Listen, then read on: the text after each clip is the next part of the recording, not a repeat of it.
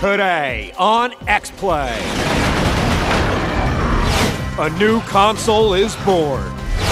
Smell the processors. Witness the majesty. Threaten to drop out of school if your parents don't buy you one. It's game time.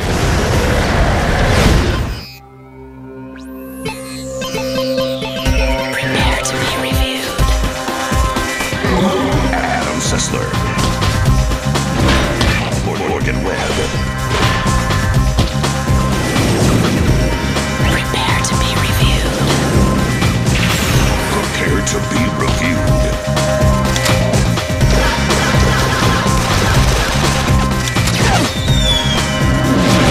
This is X-Play. Hello and welcome to X-Play. Take a moment, take a moment. Can you feel that? That is the collective sensation of awe and wonderment felt the world over as this most special of day approaches. A console is about to be born, bringing with it infinite possibility for pleasure, joy, disappointment, and bad Japanese role-playing games. And we are here, the midwives of American gaming culture, ready to receive the placenta-soaked PS3 into our loving hands. That's gross. Yeah, well, the birth of a console demands the poetic imagery. Well, it also demands a nice video retrospective of PS3 previews. Because anticipation is the third best part of playing a game, right after playing it and mocking your friends who are playing it. And we've got trailers of some of the biggest titles we're going to be seeing within the launch window. Launch window is a phrase that translates very poorly from the Japanese. It literally means way of getting you to buy a console when it only has 3 buggy titles ready to ship. But back to the Tokyo Game Show, Morgan and I got to play most of the games coming out for the PS3 in the next few months. And later in the show, we'll give you our initial hands-on impressions of these games and the PS3 itself. But we have to begin with the origin story of the PS3, how it got its powers and acquired its arch nemesis. Here's our look back at the road to the PS3. PlayStation 3. As the November release date for the PS3 approaches, gamers from around the world may finally have something to exhale about. At long last, the final version of the PS3 will be set and flying off shelves. Let's take a look back at the mileage traveled to launch, the beautiful views and costly tolls experienced on the road to the PS3. It's E3 2005, and Kaz Hirai hits the stage like a corporate rock star. Stepping up to the mic, he delivers the hit, and the crowd goes wild. Like a truck too late to dodge, the promise of Sony's next-generation console hit our eyes and ears. It sounded out of this world, going so far as renaming the central processing unit as something more like a hive that content would swarm out of. Even the controller looked like a mental challenge. And when would this high-res symbol of synergy be out? Spring 2006. If you needed any evidence of this console's strength, you only had to see Next-Gen Killzone, E3 2005. This, they said, is what you could expect from next-gen gaming. There was also MotoStorm. Mud never looked this good under skies that looked as complex as if a Flemish pastoralist had painted it himself. With the approach of E3 2006, all eyes were on Sony. The emphasis this year seemed to focus on the PS3's muscularity as an entertainment hub for all your digital amusements. The PS3 will be a global pipe, pumping games, internet, films, and MP3s into our homes like a storm drain after a hurricane. But where were the games? They looked different. Gundam looked a little less polished, and where was the next-gen Killzone? And was striking this crab on a special spot and causing massive damage indicative of next-gen gaming? Thankfully, a new, more aesthetically conservative motion-capable controller was unveiled to replace the boomerang. And then there was the price, $599, with the less expensive version not including an HDMI output for true high resolution. There was cause for concern. A new release date is announced, fall 2006. We're set to launch the PlayStation 3 this November. Once again, all eyes were on Sony. The Tokyo Game Show 06 thankfully brought better playable versions, an ambitious display, and a new attitude focused on launch. Lair played well. The graphics and game features delivered on some of the promised grandeur. The $500 version would come with an HDMI port after all. PlayStation 3. Maybe things weren't so bad. Demand would still be high, and initial low release numbers will cause some Best Buys to be torched. But at least the road to the PS3 is almost over. Blow it up. stupid Killzone footage, promising me a glimmering next-gen future full of beautifully rendered realistic carnage. But now we must pull back our expectations and learn to love the PS3 for what it is. And for a clearer look at what we can expect from the PS3, here's a preview of Resistance: Fall of Man.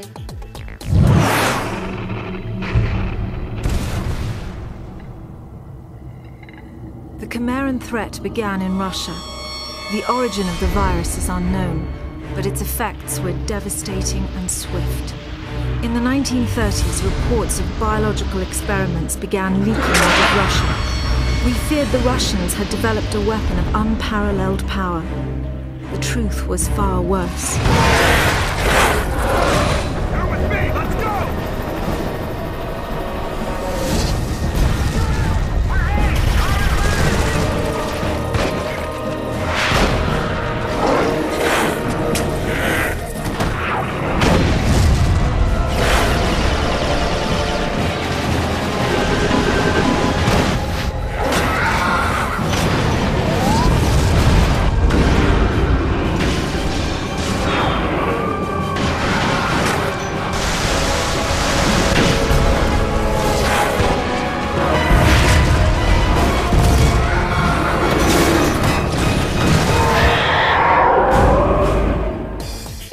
Graphics are starting to make me woozy. It's just a normal case of interconsular recompression. You just need to breathe deeply and remember what life was like when you went from the GBA to the DS. It was like having fingers for the first time. Speaking of doing things for the first time, you guys should head over to g4tv.com/xplay to tell us whether you'd be willing to pay more than retail price for a PS3 at launch. And we're going to have your results later in the show.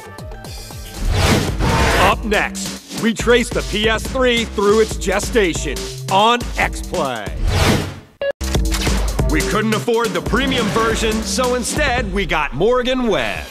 Welcome back to XPlay. We are wrapping ourselves in the toasty warm blanket of the PS3 launch to relish this glorious moment in the evolution of electronic gaming. So to continue our PowerPoint presentation, here's a look back at what we saw from the PS3 at the Tokyo Game Show.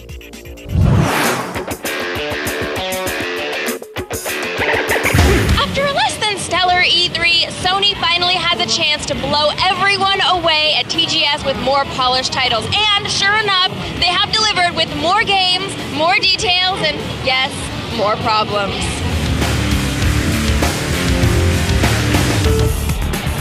First, the bad news.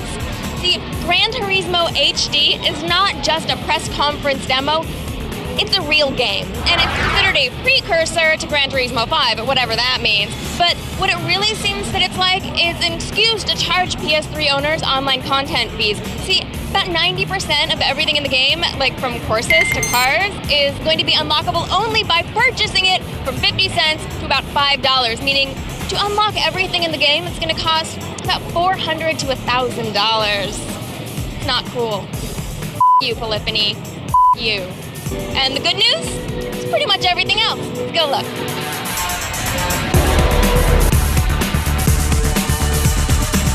This is Devil May Cry 4. Now, this is the first time it's been playable on the show floor. Now, you don't play as Dante, you play as Neo, who looks a lot like Dante, but he has a possessed arm. He can do combos and he can grab people from across the room. Now, Capcom's really hoping to get this out for the PS3 at launch or around launch, and you actually do come into conflict with Dante during the game, so people are kind of excited about that.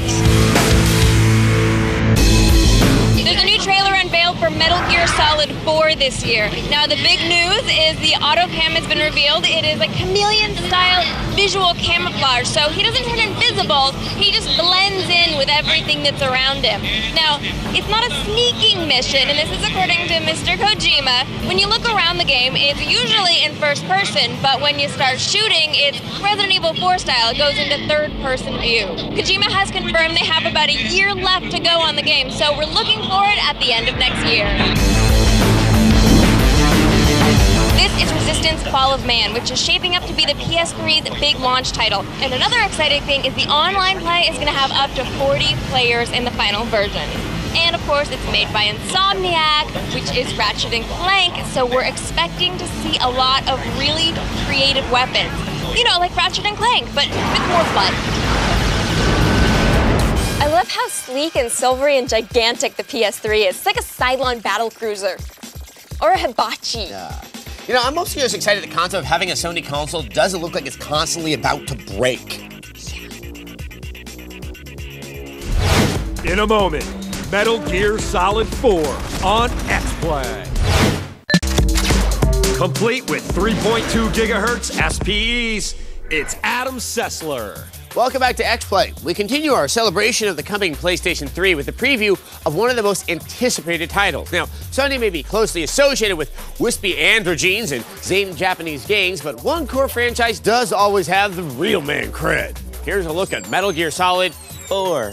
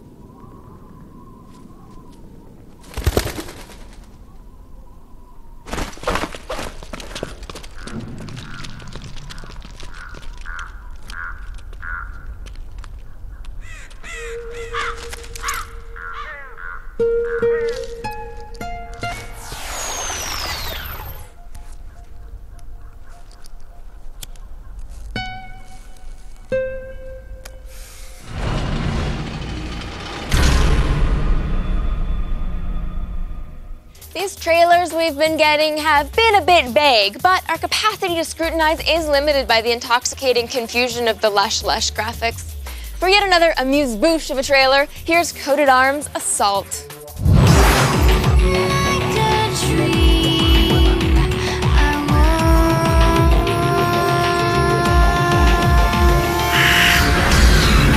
Day to day, our brief exchanges start.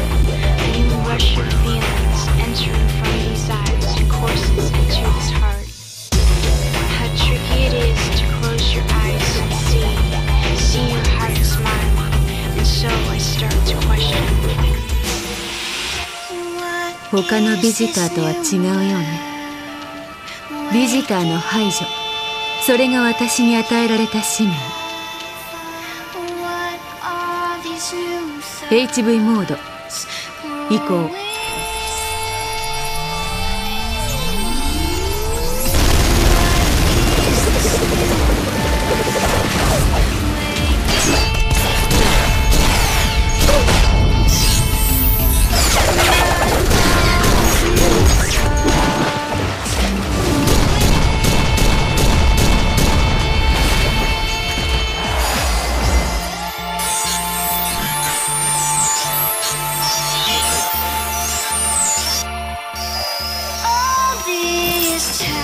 みんな死んだの。彼らのリアル。ここにはあなたの欲しいものは何もない。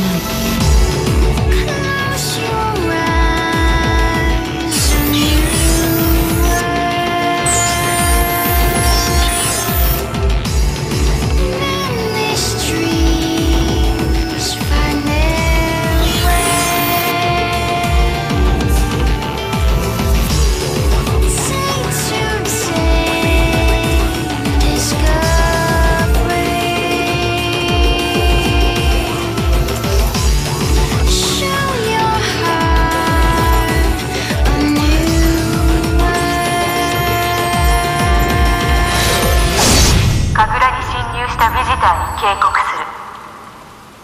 この先、リアルな死があなたを待っている。さあ、リアルへ帰りなさい。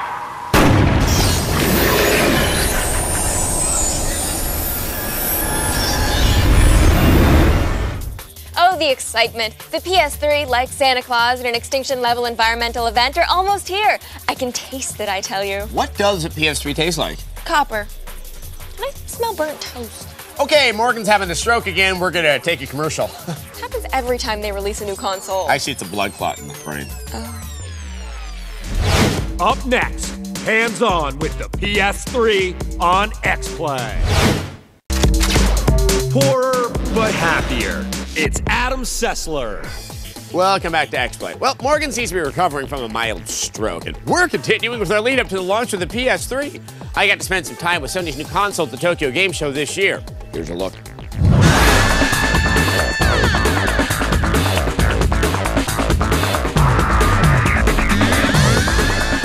Right now I feel like the luckiest kid around. This is Devil May Cry 4 from Capcom. Now, rumor has it, they want this one out this year. The little I've just played, I'd have to say you want it out this year as well. It's a little bit different. You'll notice a few things. Your primary character, it's not Dante. Yeah, it looks like Dante. It's not Dante. It's actually a character, Nero, and he pretty much has the same combo moves, but there is one special thing. Let's see if we can show it.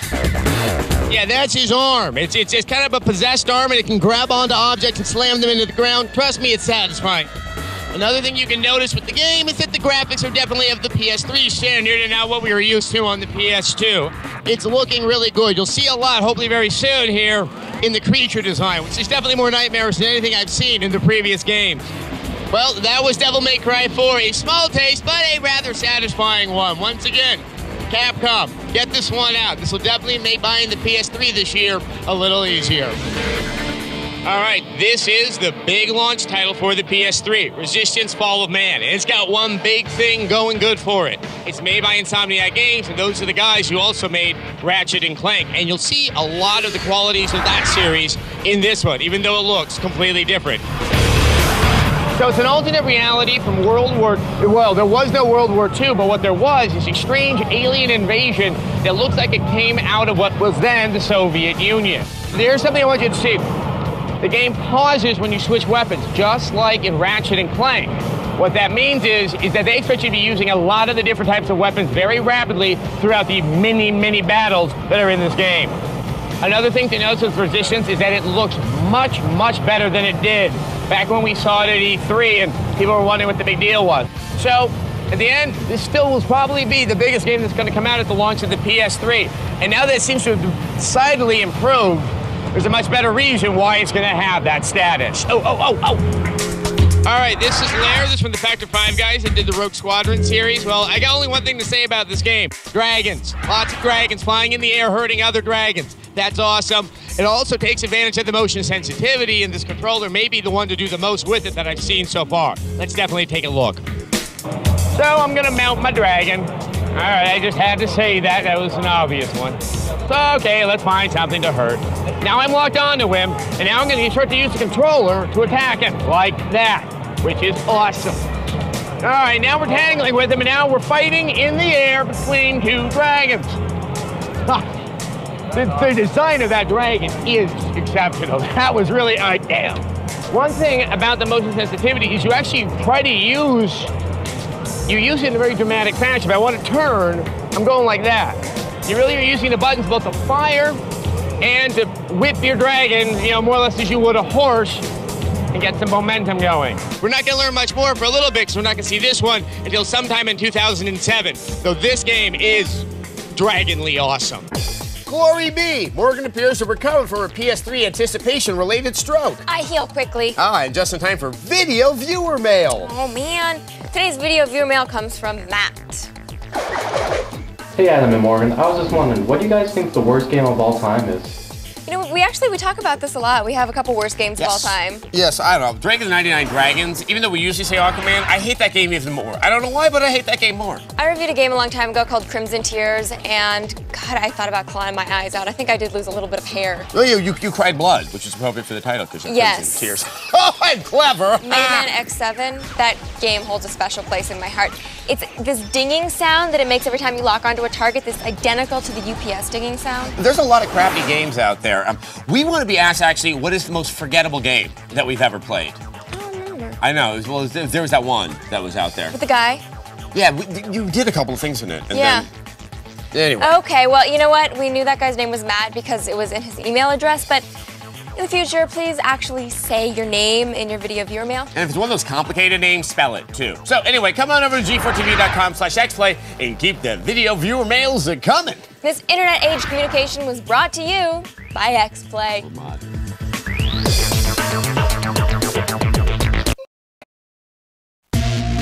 Today, on a special 2-hour attack of the show. 3, 2, 1, liftoff! The long-awaited launch of the PlayStation 3 is finally here, and we've got the most in-depth coverage of the console anywhere on the planet. From the hardware to the software, we're going to break it down for you to the most minute detail. And we've called in the experts for a complete analysis of all the games available. Strap in. For the next 2 hours, we've got everything you want on the PS3. And it starts right now. Attack. What's going on here? Attack. Pick up on this. Attack. Attack of the show. Attack.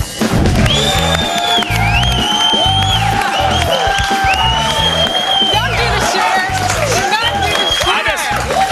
I'm treating them like they're in line for a PlayStation 3. Oh, come on. It's just a flesh wound. Just a shoulder. Welcome to Attack of the Show's PS3 Day 1 special. We are TV's only source for all the stuff you care about. My name is Kevin Periera. And I'm Olivia Munn. What's up, everyone? We are coming to you live from the G4 studios in LA, and the launch of one of the most anticipated consoles of all time happened today. Today, that's right, at 12:01 a.m., I think, to be exact. The console war has officially Actually, it'd be like begun. 12 a.m. I'm assuming that they had to go in and get one and then go to the register, Well, it so I'm officially factoring started that at in. midnight. And I It's like rounded 12. up. But you shouldn't. But I did it for the kids. Oh, all right.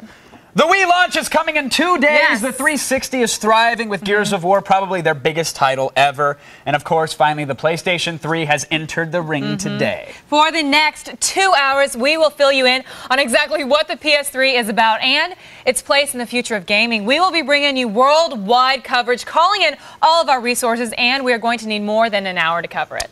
That's right, the wait is finally over, and Attack of the Show has gathered our Justice League of experts to bring you everything you will ever need to know about Sony's new system. Everybody at G4 came out of the woodworks. Yep. They're ready, they combined their rings. We became a big transformer. That's it. We're in one big conglomerate. Environmentally friendly transformer. And guys, after the show, we will also have new episodes of X-Play and Cheat, where they'll give us their takes on the games and take us inside the next generation of gaming. All right, now after all the hype, the press, the madness, the PlayStation 3 is finally ready to blast off.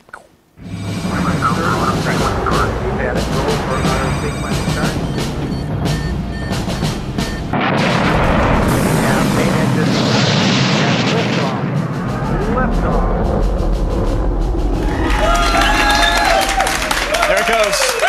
Straight for the international eBay station. It was beautiful, but that was like a silver PS3. Do they? I mean, aren't they black? Yeah, yeah. It's cool. It's a special thing. Cool. It's it a was special beautiful. thing. It's the ceramic tile, so it doesn't burn on re-entry. Oh, you're smart. We're not even 24 hours into the launch, and things have gotten way out of hand. In Connecticut, around 3 a.m., a gunman robbed patrons in line outside of Walmart. I was laughing at the dog. Whenever you have to bring out the canines for a video game, you know something is really screwed up. One person didn't give up the cash. Sadly, they were shot. Yeah. Doing fine, though. They are doing fine. The victim was wounded in the chest and shoulder, and thankfully reports are coming in that he is in stable condition. Now, there's also been other reports of robberies and fistfights. Thief should use active reload. That'd have taken him out. Yeah, that would have Gives been you a damage bonus. I'm just saying. At a Circuit City. Like a gamer. Unfortunately, so wrong. it's just a game, and the guy had a real gun. This Kevin. is true. This is very true. At a Circuit City in Fresno, there was a near riot, actually, when all the people in line were told to move to the sidewalk. I love this. And there was going to be a raffle to see who gets the system. Here's the funny part. Yes. For some reason, for some insane reason, someone decided to make it a race to get the tickets. And then, of course, that turned into Fight Night round PlayStation 3. That's amazing. And there you go. Yeah, that guy totally deserved it. You saw him cut right there. Look at I don't that. care. What a douche. Okay, that one guy in the red shirt was so much bigger. That guy should have stepped down. Yeah, if you know that guy and you're on his MySpace, defriend him. Well, yeah, they blew they blew the whistle. The guys did this crazy race. Yeah. It's, you know, basically, if you're going to say today is a big day for gaming, that's a huge understatement. And we are going to be here for the next 2 hours to cover it all. Yes, all the Darwinian sprints we can handle. And maybe Kevin and I will fight at the end. Oh, we totally will. To the death, just for you kicks. said I could taser you one day. You promised. I did not. Never you said did it. promise. We're Bring talking to the fans. You'll see. Enough of us. The gaming experts are here, the fans, and of course one of the top dogs at Sony, Kaz Hirai. Yep. In fact, Zack Selwyn was at the Sony store in New York, and he's going to show us what went down at the official launch site. And we've got the coverage from the lines here in LA, where midnight launches were just as crazy. Police have been called to several stores, and reports are coming in through the day about what transpired at each location. You laugh every time. It's People sad. are getting hurt. It's sad. We've got so much show today. There's so much going on. We, of course, needed to call in the clan to give us their hand and lend us some expertise. Yes, and thankfully, none of them have 3 X's or 2 T's or a bunch of letters in front of their names to make themselves cool. That would be leap. That would be.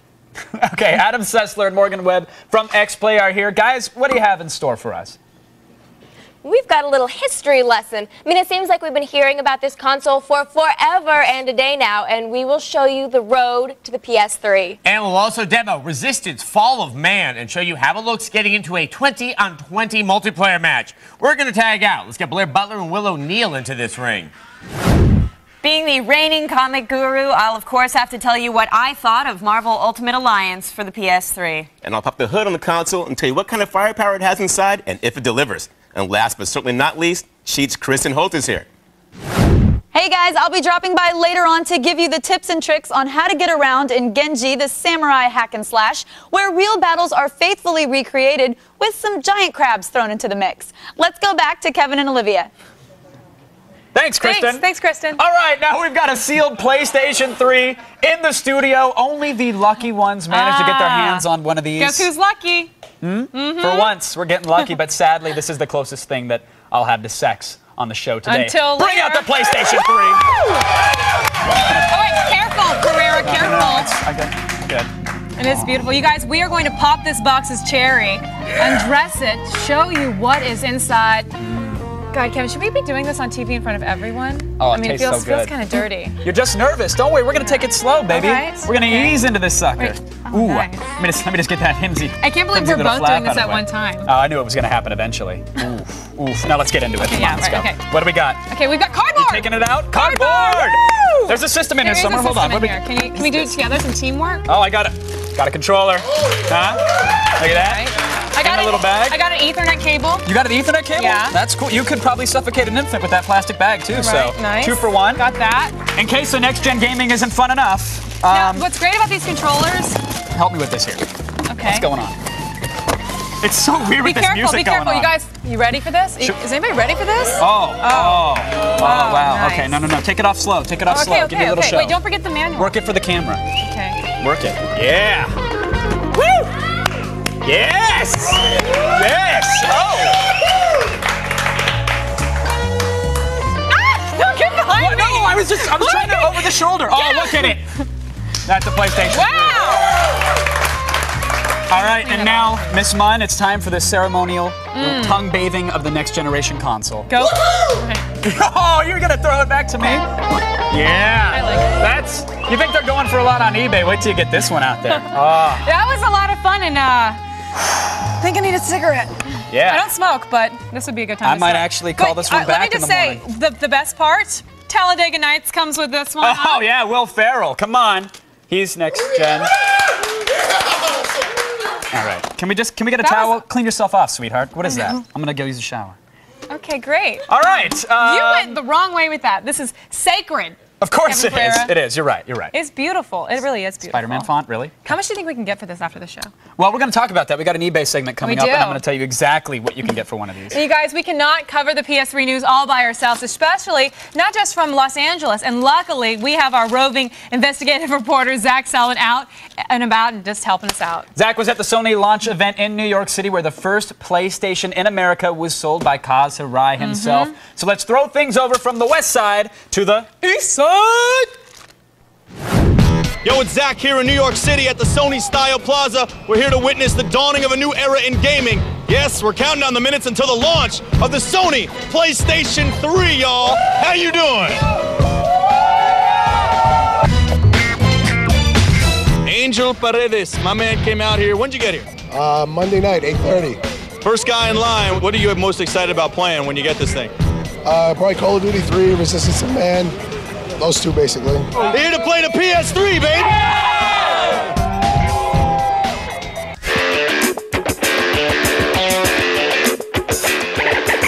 I gotta introduce the guys who made this whole night happen. My man Sir Howard Stringer, and also my man Kaz Hirai. Make some noise for him, y'all. Thank you for being so enduring out there in the rain and the cold, and for being so loyal to PlayStation. We're obviously proud of PlayStation, but you made PlayStation happy. Kaz Hirai, my main man, big evening for the PlayStation 3. Did you expect the kind of turnout that you got tonight? Well, you know, we saw the crowds forming as early as Tuesday this week, so I was thinking to myself, this could be a pretty big crowd, and as it turned out, we have lots of people waiting for the PlayStation 3. How many units are actually going to be leaving these doors this evening? Well, I don't know. You know, we're going to try to make sure that all the people lined up can go home with the PlayStation 3, but if not, make sure that they can come back in the morning or the day after, again, and try to get those units to them as quickly as possible, because we don't want too many people waiting in line and having to go home empty-handed.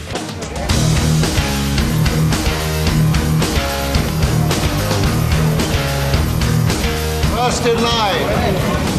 That's a happy fella. Thanks so much, Zack. And make sure you guys stick around later in the show. He will be back with the people stuck in the rain waiting for their shot at a system. Yes, Kevin, Right. this is the console, everyone. Yes. And this is the controller. This is Right. everything you need, the most important Right, item. it comes with next-gen twist ties. Okay, Kevin. Okay. It's PS3 day one, and every jerk with a blog has an opinion about what's going Yes. on, of course. But right now, we'd much rather be talking to you guys in the army of monitor heads.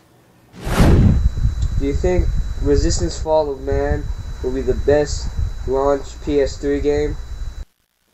That's a really good question. It's clearly the best reviewed game so far. I mean, Right, we and I think there's a reason for that. It is probably the best launch game, yeah. Well, we played Motorstorm yesterday, which looked really cool. Right. But Motorstorm's a demo that you get of a game that's not coming out for a year. When it comes to the launch titles, you can look at Resistance, or you can look really at Ridge Racer, which is getting a lot of good buzz.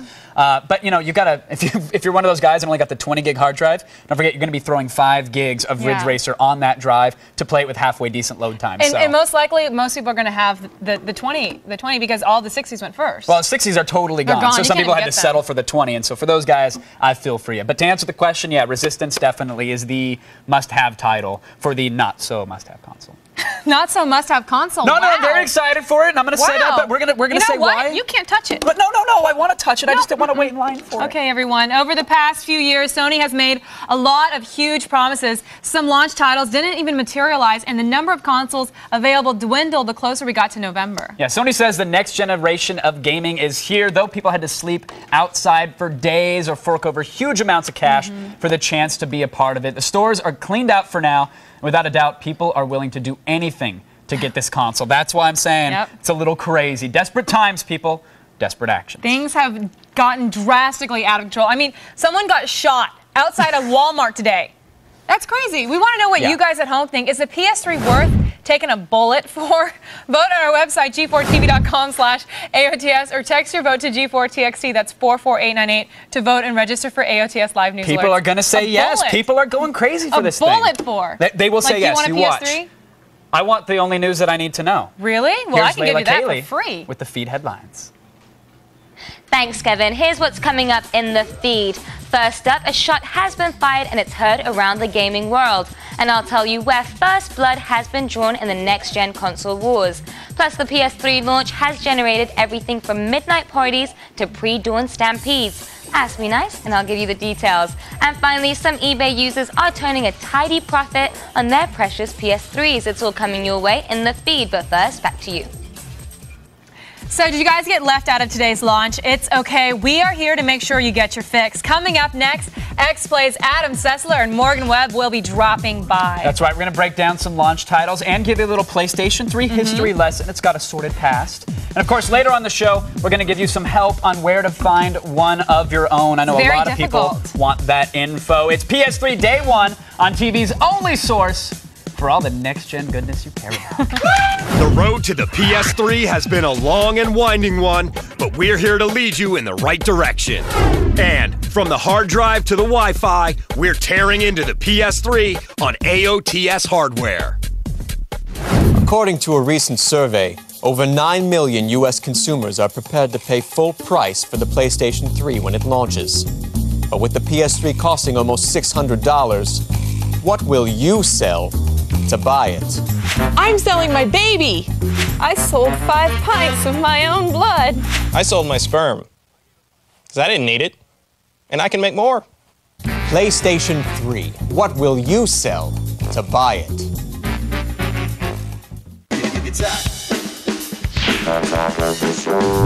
Attack.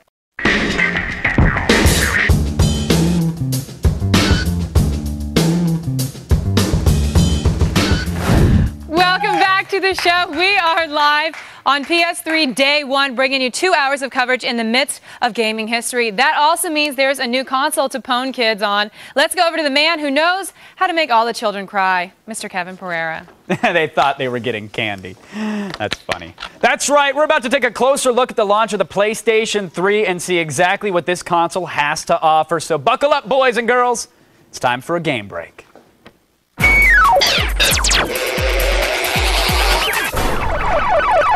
Joining me in the studio right this very moment are the gaming experts themselves, the host of X-Play, Adam Sessler and Morgan Webb. Come on now. No, keep it going. We're here. You might as well take advantage of it. Welcome. Welcome, kids. Thank you. You know, I am actually just like you. Whenever someone tells me about someone getting punched in the face in the live, You giggle, right? I giggle a little bit. It's a little funny. It's like a gag reflex. It's the best press that Sony could have gotten, unless he didn't get shot. Then it would Right, then it kind of, well, that kind of pushed it over the edge. Because now a lot of the news stations are going to talk about how violence in video games, maybe there's a connection, I don't know. I'm Well, let's get into it. Let's get into it because, you know, of course, all this crazy PlayStation 3 lines and violence, etc.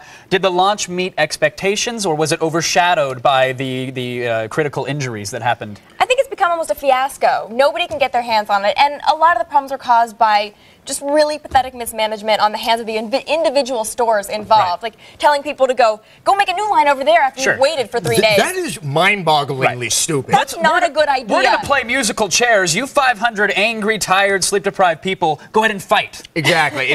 I think as long as you're looking forward to not getting a PS3, it was a smashing success. Sure. It's really, I mean, we went from 4 million to 400,000. We think it's hovering around 200,000. You're trying to make this like the seminal moment, and it's amazing. Though what I find funny is I'm asked all the time still, is this deliberate on the part of Sony? Are they trying to short their own supply? To which I say, no, that's crazy. Okay, all right, that may be crazy, but Morgan, is it crazy to wish that Sony might have had a little more foresight and maybe held off on releasing the console until they could have met demand? No, I feel like this is one of those examples of the marketing department saying, it's going to be out on this date, and the developers in the back going, we're not ready yet. And them just not communicating, and they're like, no, we have to have it out by the holidays, and this is the situation that we get. I think we're really going to better understand this launch in a couple of days, because I'm waiting to hear if there are problems. We're hearing reports of problems with the HDMI cables and Panasonic high-def cables. Anecdotal at this point. Yes, it is anecdotal, but yes, we've heard in a couple of days we'll get to know if this is happening, how pervasive it is, and when you're selling a $600 piece of technical equipment, the expectation is it better work, and that's going to really hurt people that may have tried now, and if they're going to try later. Well, let's assume that there's maybe 3 or 4 people out there that actually got a unit.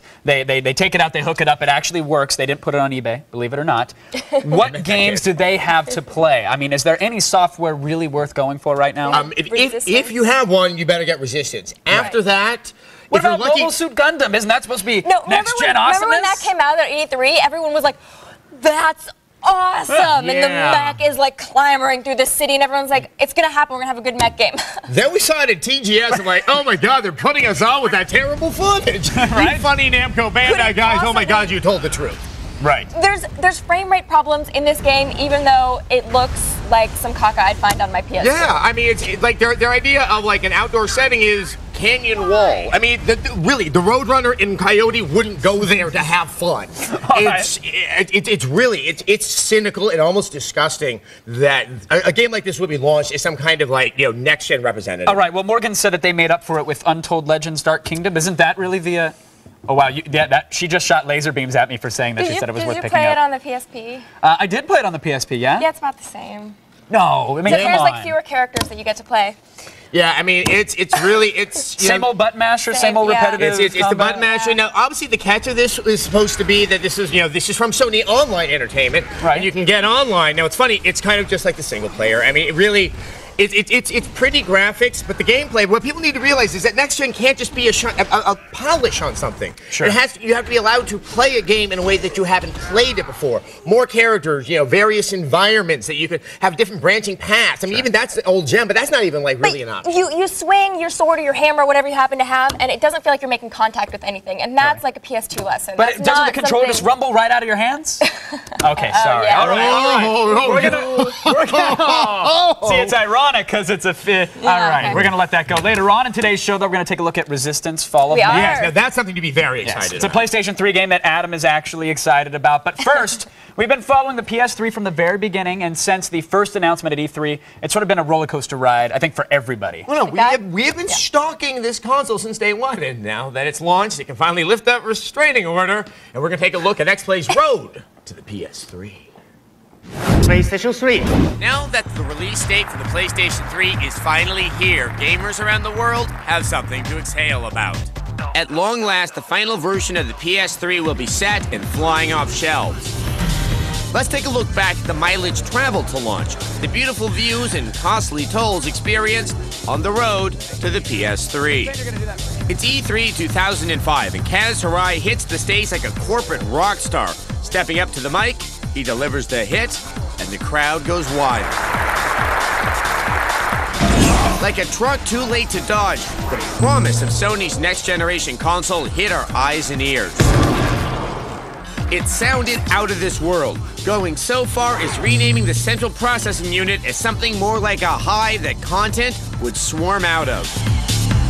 Even the controller looked like a mental challenge. And when would this high-res symbol of synergy be out? Spring 2006. If you needed any evidence of this console's strength, you only had to see Next Gen Killzone, E3 2005. This, they said, is what you could expect from Next Gen gaming. There was also MotorStorm. Mud never looked this good under skies that looked as complex as if a Flemish pastoralist had painted it himself. With the approach of E3 2006, all eyes were on Sony. The emphasis this year seemed to focus on the PS3's muscularity as an entertainment hub for all your digital amusements. The PS3 will be a global pipe, pumping games, internet, films, and MP3s into our homes like a storm drain after a hurricane. But where were the games? They looked different. Gundam looked a little less polished, and where was the next-gen Killzone? And was striking this crab on a special spot and causing massive damage indicative of next-gen gaming? Thankfully, a new, more aesthetically conservative motion-capable controller was unveiled to replace the boomerang. And then there was the price, $599, with the less expensive version not including an HDMI output for true high resolution. There was cause for concern. A new release date is announced, fall 2006. We're set to launch the PlayStation 3 this November. Once again, all eyes were on Sony. The Tokyo Game Show 06 thankfully brought better playable versions, an ambitious display, and a new attitude focused on launch. Lair played well. The graphics and game features delivered on some of the promised grandeur. The $500 version will come with an HDMI port after all. PlayStation 3. Maybe things weren't so bad. Demand would still be high, and initial low release numbers will cause some Best Buys to be torched. But at least the road to the PS3 is finally over. Blow it up. Have blown up. Nice. Thank you, guys. Thank you so much for coming on. Of course, Adam and Morgan are going to be back later in the show, and we will demo Resistance Fall of Man, some multiplayer action live. We're going to show you how it all works. And following tonight's PS3 Day 1 special, there's going to be a brand new episode of X-Play. That's your show, right? Yeah, that's right. That's what it's called. You'll have the first ever reviews of all the PlayStation 3 titles. It's going to be good, but right now we're heading over to Olivia. Still ahead, cheat host Kristin Holt will be dropping by to give us some strategy tips on how to hack and slash your way through Genji Days of Blade.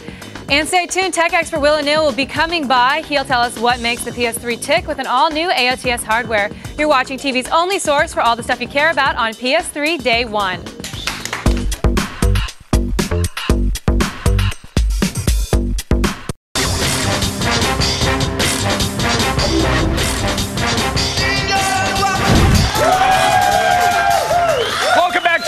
Show, TV's only source for all the stuff you care about. And today, of course, it's PS3 Day 1. Now, if you didn't get a console today, face it, we're pretty much all you've got. And we're going to milk that for all it's worth. Let's go over to Olivia, who does not come in either a 60 or 20 gig version. Thanks, Kev. Now, when we want the dirt on the latest gear and gadgets, there is only one man we go to, tech expert Wil O'Neal. He is here to tell us what firepower is inside the PS3. It is time for AOTS hardware.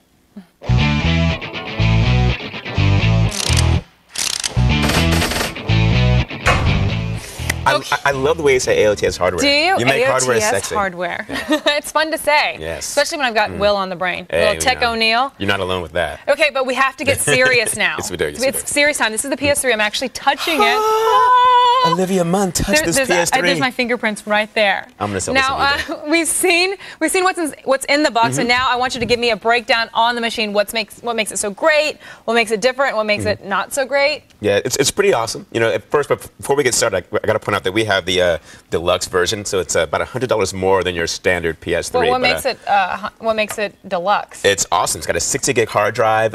It's really technical stuff. It's Sony created this brand new 3.2 gigahertz cell processor for it. It's pretty high-end unit. It's awesome. Now, I get that the cell is the end-all, be-all, but what makes the PS3 different than the Xbox 360? Well, one of the things that everyone's talking about is the hard drive that Sony put into it. It's totally replaceable. You can pull it out. It's very easy. It's hackable. The system uses a 2.5 serial HCA drive like you would use with a laptop, so it's a little bit more expensive, but it's completely doable. It's also got a multi-format memory card reader. In addition to reading all types of Sony memory sticks, you can also use compact flash and SD cards.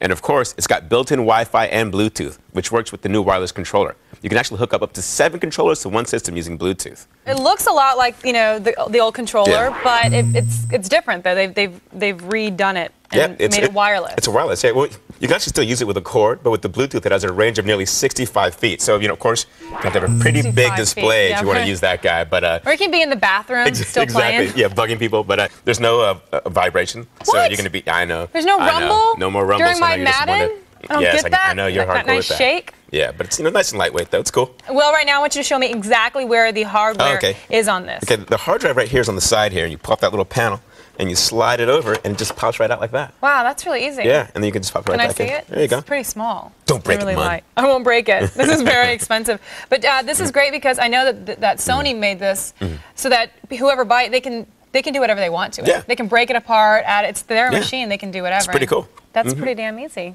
All right, thanks so much, Will. No, you're welcome. I'm not going to touch this anymore. I'm going to give it back to you. I asked for everything. And I'm going to sell it on eBay now. It has my fingerprints all over it. Will you sign it? I'll get a little silver Sharpie. You don't want me to sign that. My signature is not worth what this thing actually cost. Will be back later to take us back inside the PS3 and back inside his head. Although I'm not quite sure I really want to get in. It's hard to get out of my head once you get inside. It is hard. I've been trying my whole life. Look at that. I've got Wil O'Neal on the brain right now. This got to send over to Kevin. I can't even think right now. Breathe, sweetheart. You'll be fine. It's PS3 Day 1, and we're just getting started. We've got 2 hours of exclusive coverage inside the gaming event of the year. And Cheat's Kristin Holt will be here in studio to preview Genji Days of the Blade right after this. You are watching TV's only source for all the stuff you care about. Having trouble with crazy sword-wielding Asian girls? we've got your Genji tips to get you to the next level. And we've got the president and CEO of Sony Entertainment, Kaz Hirai, filling in all the gaps.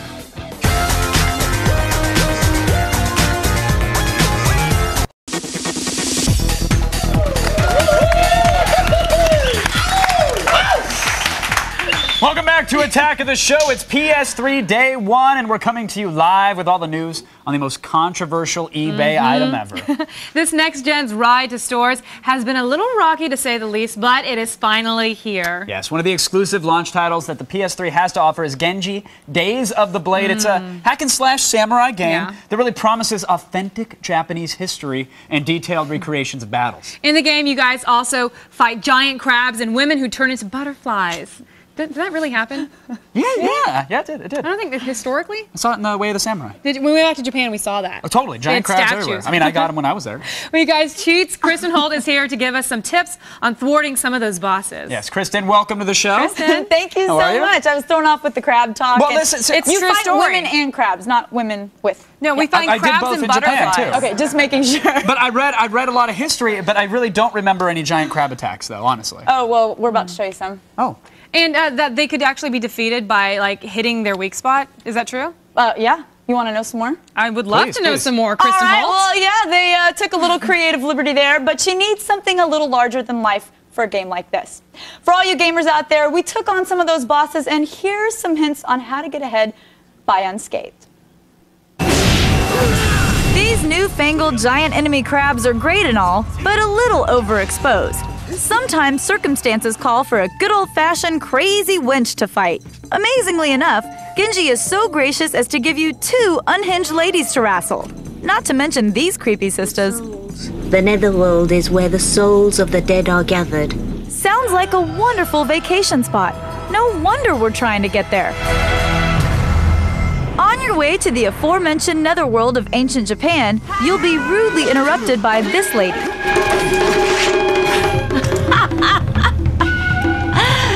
Prepare to die! Wow, is she cranky? You don't have any chocolate to pacify her, so it looks like you'll have to throw down. Here's the most effective way of defeating her.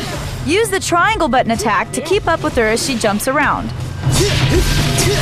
Take advantage of her Kamui plane and turn the tables against her.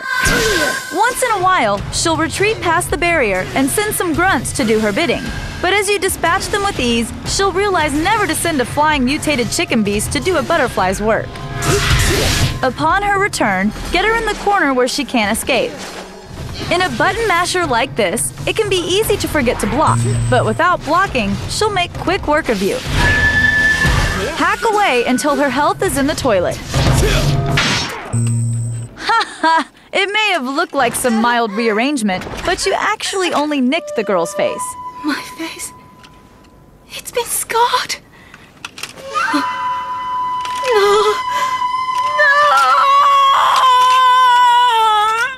Sheesh, lady, you got off easy. You peasants come prepare to die! Well, if you're gonna be that unreasonable, now that she's a disfigured grub, she takes the opportunity to transform into Madame Butterfly, also known as the obligatory second boss form. In a sweeping move of creativity, she has no new moves, except for the ability to hover a few feet off the ground, which does her surprisingly little good. Beat her in the same fashion you did before, and the butterfly will lose her wings. I know, sometimes beauty can be painful. All right. Thank you for the tip. There really were butterflies. There were. And that's pretty much how I handle all my foes and my ladies. You just corner them and hack away until they get a scratch on their face.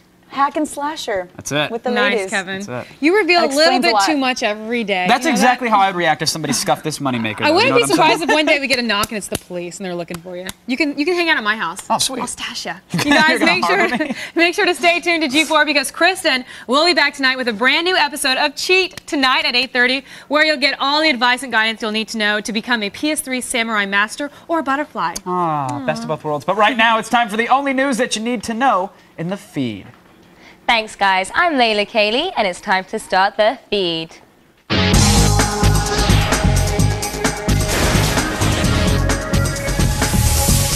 England gave us the first shot of the American Revolution, and now it's also the site of the first blood drawn in the next-gen console wars.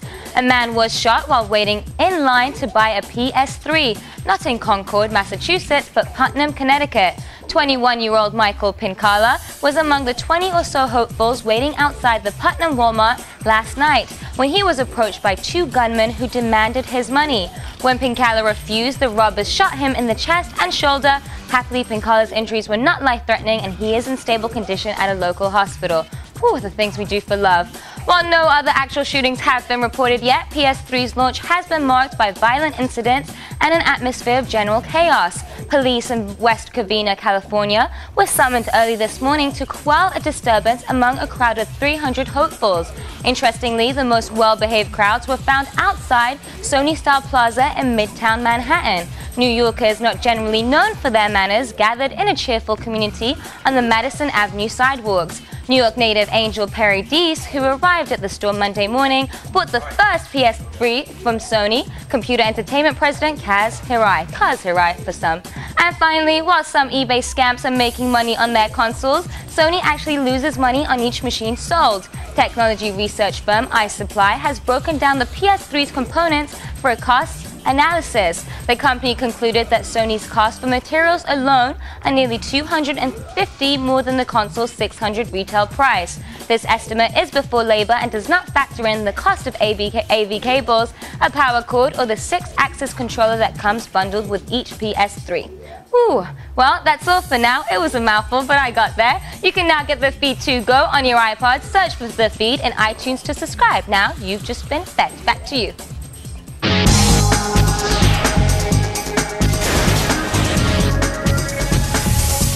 Hey, if you spent days in line for a PS3, you can stay on that couch for the show. No problem, right? We have lots more ahead, and you don't have to pee in the bushes right in front of the Best Buy to do it. Is it okay if I did, though? Well, yeah, but do you really have to? No, I mean, I didn't have to. It was fun, though. When we come back, I'll put the screws to Kaz Hirai about the launch and long, winding road it took to get here. Stay tuned for more on PS3 Day 1. To the bushes! President and CEO of Sony Entertainment, Kaz Hirai, answers all the questions we can't figure out.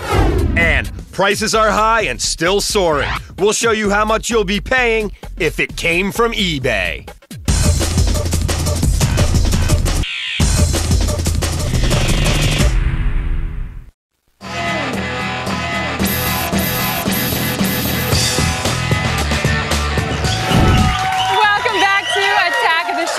We are live, and it is PS3 Day 1, the home for anything and everything you've wanted to know about the Sony's new system. And we couldn't possibly have a launch special without getting the dirt straight from the top. Right now, let's go on over to Kevin, who's got a very, very special guest for you. All right, thanks, Olivia. Folks, we are joined today by Kaz Hirai, President and CEO of Sony Computer Entertainment America, a leader in the interactive entertainment industry who really helped make the PlayStation a household name. In fact, he might just be the one man in America who can truly tell us just when we might be able to get our hands on a PS3. Kaz, welcome to the show. Thanks for joining us, sir. How are you, Kevin? I'm doing very well. I'd be doing a lot better if I did have my hands on a PS3. Am I crazy for thinking I might not get one by the end of this holiday? Well, we're trying everything humanly possible to increase the output of the PlayStation 3 from our factories in Asia, and then making sure that we bring it to our shores as quickly as possible, which means traditionally we would put it on an ocean freighter across the Pacific, maybe taking 12, 14 days. What we're actually doing with the PlayStation 3 right now is putting them on charter jets. So as soon as the pallets fill up with PlayStation 3 on jets, they take off, they land on the West Coast. Wow. We try to turn it around as quickly as possible and get it to all our retailing partners. Wait, now Kaz, what if I'm willing to cash in my Southwest miles and fly to Asia myself? would you let me pull up to the factory and maybe take one off?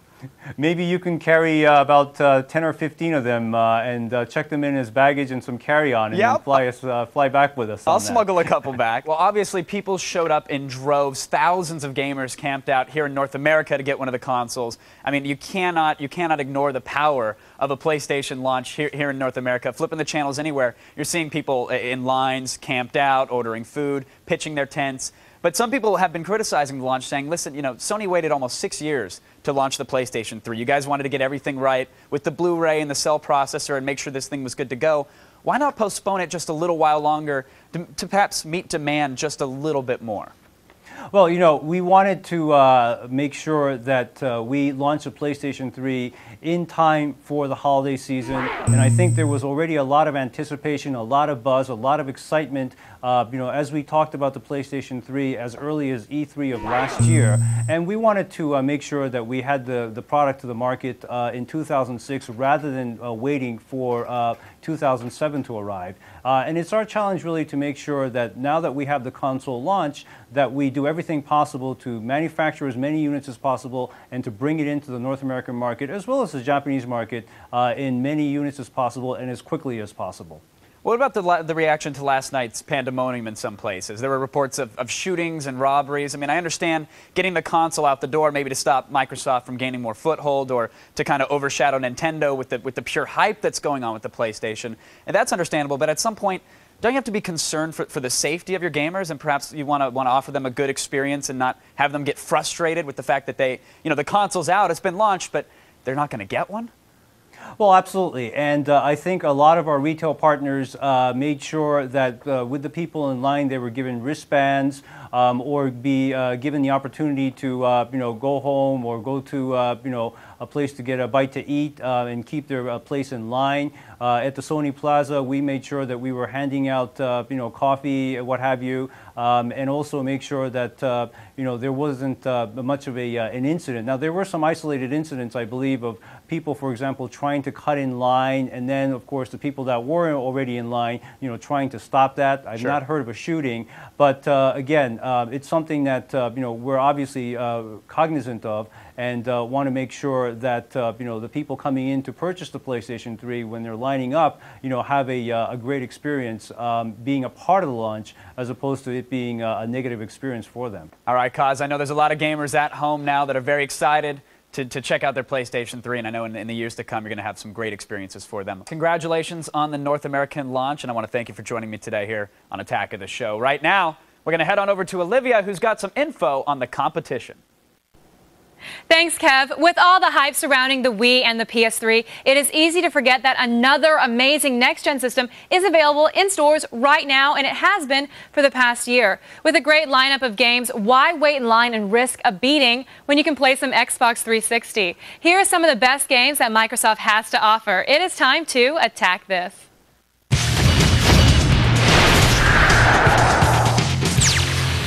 First up, the best zombie game in ages.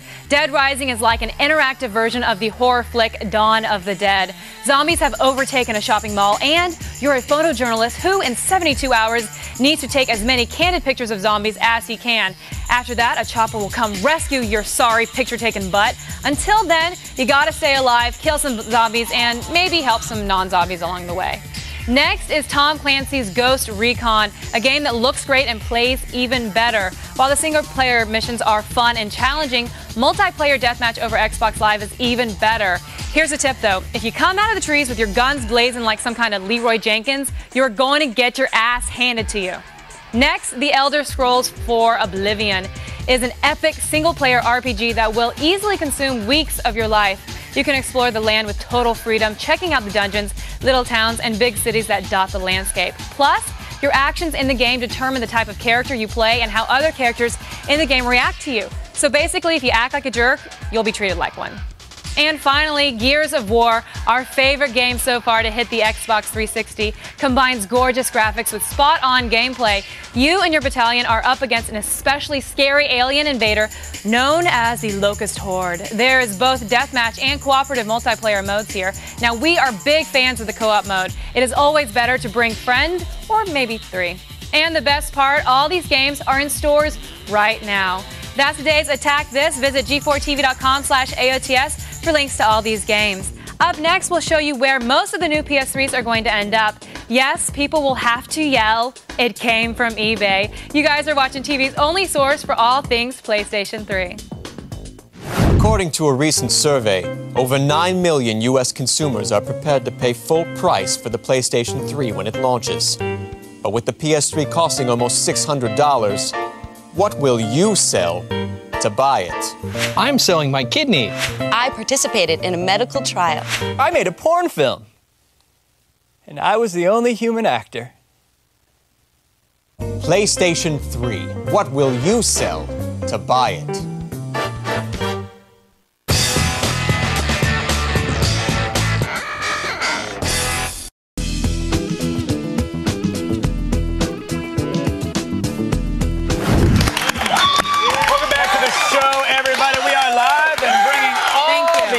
Of coverage. We've got the headlines, the games, anything you could possibly want.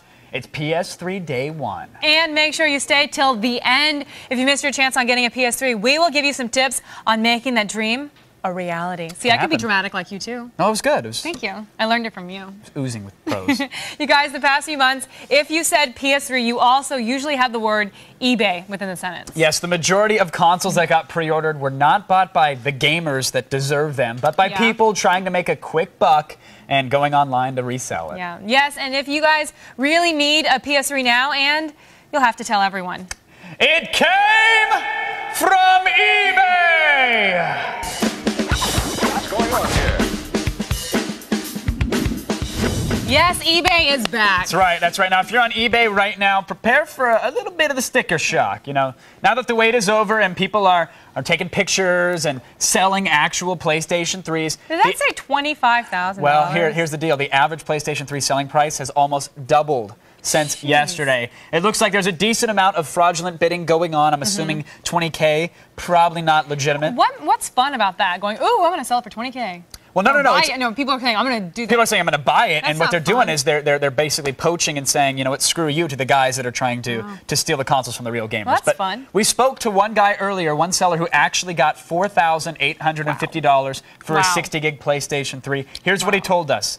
He said, I predict that deadbeat bidders galore, pissed off sellers, joke buyers, done. That was today. That's what happened. So, but not to him. He sold his for almost $5K. Very impressive numbers, though. Console. Yeah, $600. It's quite a return on investment. That's worth getting shot for, I think. Considering a new 60-gig PS3 retails for $600, let's take a quick look at some of these auctions and see what people are getting. This is a little eBay by the numbers. Earlier today, we saw the highest price paid for a 60-gig PS3 unit, $9,000. Wow. Now, according to eBay Marketplace Research, today's average selling price for in-hand units, approximately 2,700 bones. Man, I wish I was in line waiting. And if you want a quick deal and a better price, you got to use Buy It Now, because the average sold Buy It Now price approximately $2,100, which that's kind of unusual, actually. Yeah. Now, with PayPal and overnight shipping, you could have a brand new PS3 in your hands by early tomorrow morning, just in time to get the gaming out of your system and get in line for a Wii. But let's watch an auction that's ending right now. This is an auction that we had. We knew it was ending sooner. It was. The current bid was $940. We're going to refresh the page. Hope you didn't pop in porn. $1,825. There you go. It is done. Let's see one more. Well, this one was going for $1,230. We refresh. $2,425. This is fun. Keep doing them. Refresh, refresh. We got another one coming down. $2,200. That was $2,200, and now it is. Well, that was anticlimactic. That didn't change much. How about this one, though? $1,175 should be ending. $2,425. Wow. So as you can see, that's fun. Them's going for big bones on eBay. But you know, if people are going to stand in line and risk getting beat and shot, then they deserve They clearly deserve it. it. If people are going to pay for it, I mean, they have the money to throw it away. I don't know what else you could really say about all this, except it came from eBay! Scene. All of you people should be ashamed of yourselves. How dare you exploit a global tech powerhouse like Sony? They need the money, folks. I know. Hello. Have patience, everyone. Have patience. All right, if you think we're done here, you got another thing coming. Our coverage of the PS3 Day 1 is in full force for another hour. I don't know why I did that. And there's way more Attack of the Show coming up. Yeah, we've got game, demos, reviews, and a brand new loop breaking down the day's events and much more. We're not lying when we say we are worth watching, and we are TV's only source for all the stuff you care about.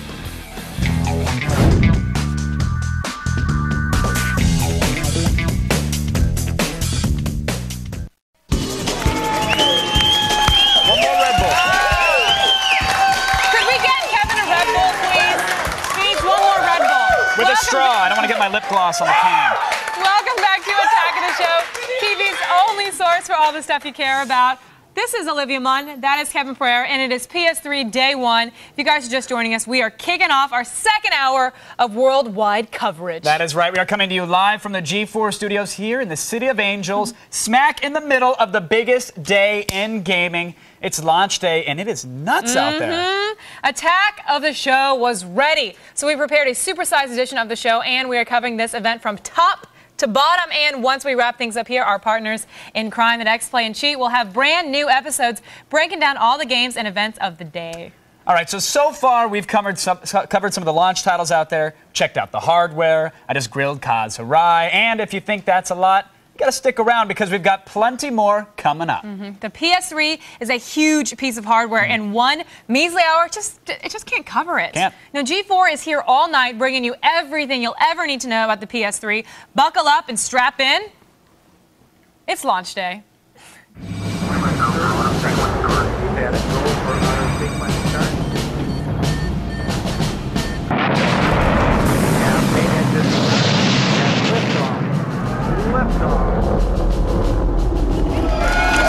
PS3 Mania has swept the country.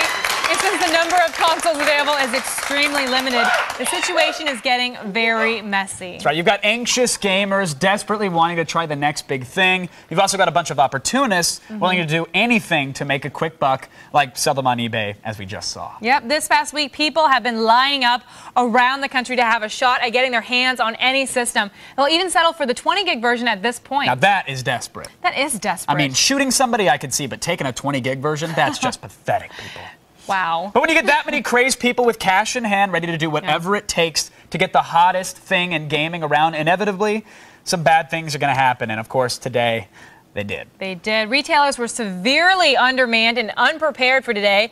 And with crowds of hundreds, in some places, over 1,000 people waiting, punch-ups and shoving matches broke out everywhere. I love it. Did they actually have boxing gloves on? That was the PS3 punch scene around the world today. Like, everybody's watching that line cutter get smacked. I love it. But you know, it's like lining up and someone saying, if you give me $600, I'll give you $5,000. I mean, that's what they're lining up Pretty for. much. I'd take a punch to the face for that. Ready? Don't. Because I have a PS3. There's been reports of muggings outside stores for people waiting in line, people getting their systems stolen. Of course, a man in Connecticut was shot outside of Walmart. You've heard the stories already. I hope he got a PS3. He's fine, yeah. He got a flesh wound as well. It's a good souvenir. Because of the short supply of available consoles, though, people were forced to take drastic measures if they wanted to get their hands on one first. Zack Selwyn was in New York last night, and he talked to fans who wouldn't let anything stop them, even some really bad weather. Ooh. All right, it takes hardcore dedication to stand in line for 3 or 4 days, so we're going to take it to the streets and find out what these die-hard fans are doing here in anticipation of picking up the new PlayStation 3.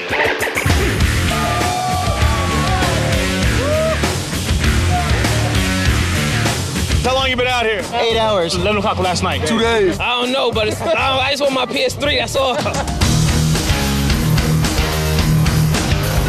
What are you doing about the bathroom and stuff like that? The Disney store has been doing this, they've been helping us out. They put us on lockdown. We can't leave the line now. So what are you gonna do, start peeing in some bottles, hobo style, that kind of thing? I don't know. I mean, they can pee in the grates right here. You gotta do what you gotta do. What have you been doing to pass the time out here, man? Fighting, screaming, getting wet. Uno. Kevin Periera, dude. Challenge Kevin Periera to a game of Uno right now. Come back here, baby. We got the Uno card. Yo, man, this line looks like it goes on forever, so it's time to check in with the underdogs in this waiting game. I'm checking out the way back of this line. You know, you're the last dude here. Does that make you feel any more special, or do you feel a little maybe slighted? I'm proud of being the last person. What do you think the chances you actually picking up a PS3 tonight are? Oh, hell no. I'm not picking up a PS3. You crazy? So you're in line just to kind of be in line. You don't even want a video game or even play. Yeah, basically.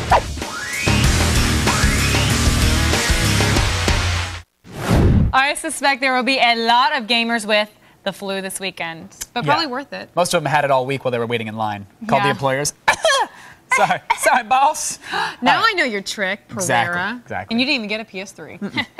Some of the people in line got lucky, but most of them didn't. But one unlucky guy took 2 gunshot wounds when he got mugged. Have you heard that story yet? Dude got shot. Breaking news. What? So we wanted to know. Where? This was at a Walmart in Connecticut. We wanted to know, is the PS3 worth taking a bullet for? That's a good question. Vote on our website, g4tv.com/AOTS, or text your vote to G4TXT, that's 44898, to vote and register for AOTS live news alerts.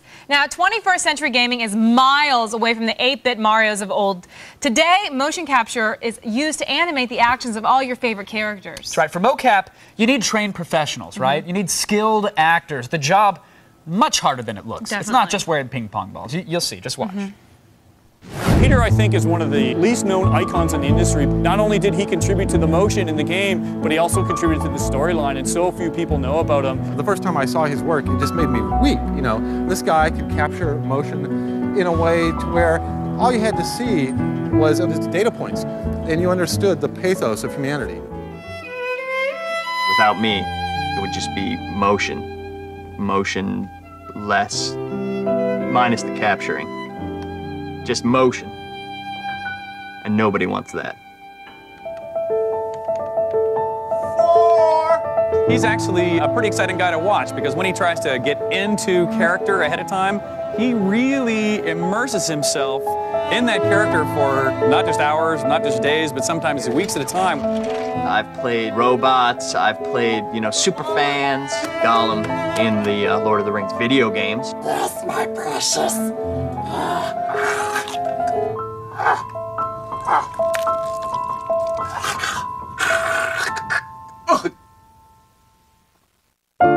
It's really sad to see now a character as just so creative, with such creative potential, has just been, abused by our industry. It's just heartbreaking. There's nothing wrong with doing a hot coffee mod. We ready to go? All right, let's do this. Oh, girl, you should be getting paid for this. I actually played both characters. I was the guy and the girl. I f***ed myself. Was that good? You guys want another take on that one? He's redefined what motion capture means in America and really all over the world. It's a struggle, but if you believe in what you're doing, it'll pay off. Because there's one motion they can't capture. That's emotion. Oh, and hands. Hands are really hard.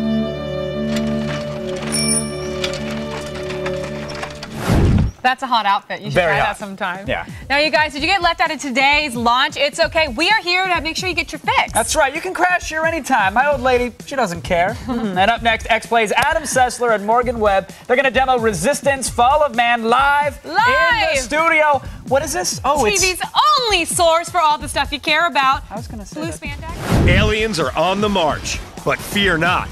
We'll show you how to survive in Resistance Fall of Man. And we dive deep into the Blu-ray in AOTS hardware.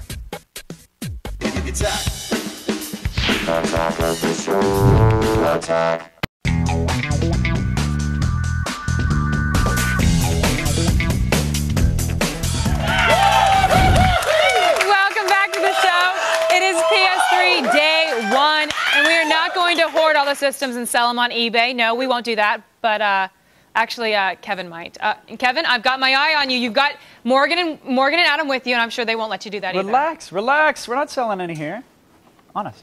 Easily the best reviewed launch title for the PlayStation 3. We've said it all along. It's Resistance Fall of Man. And of course, besides a much-hyped campaign, the big selling point are the huge multiplayer capabilities. And here to show us how it all works, X plays Adam Sessler and Morgan Webb. Welcome back, guys. Thank you. Good to see you. All right, Adam, you were one of the first people to play the game. You actually went to Insomniac, Yes, right? I did. Aren't you so jealous? Yeah, I heard they locked you in a room for 2 days. It was 2 10-hour days of a lot of men and the sun coming through the window and the smelly.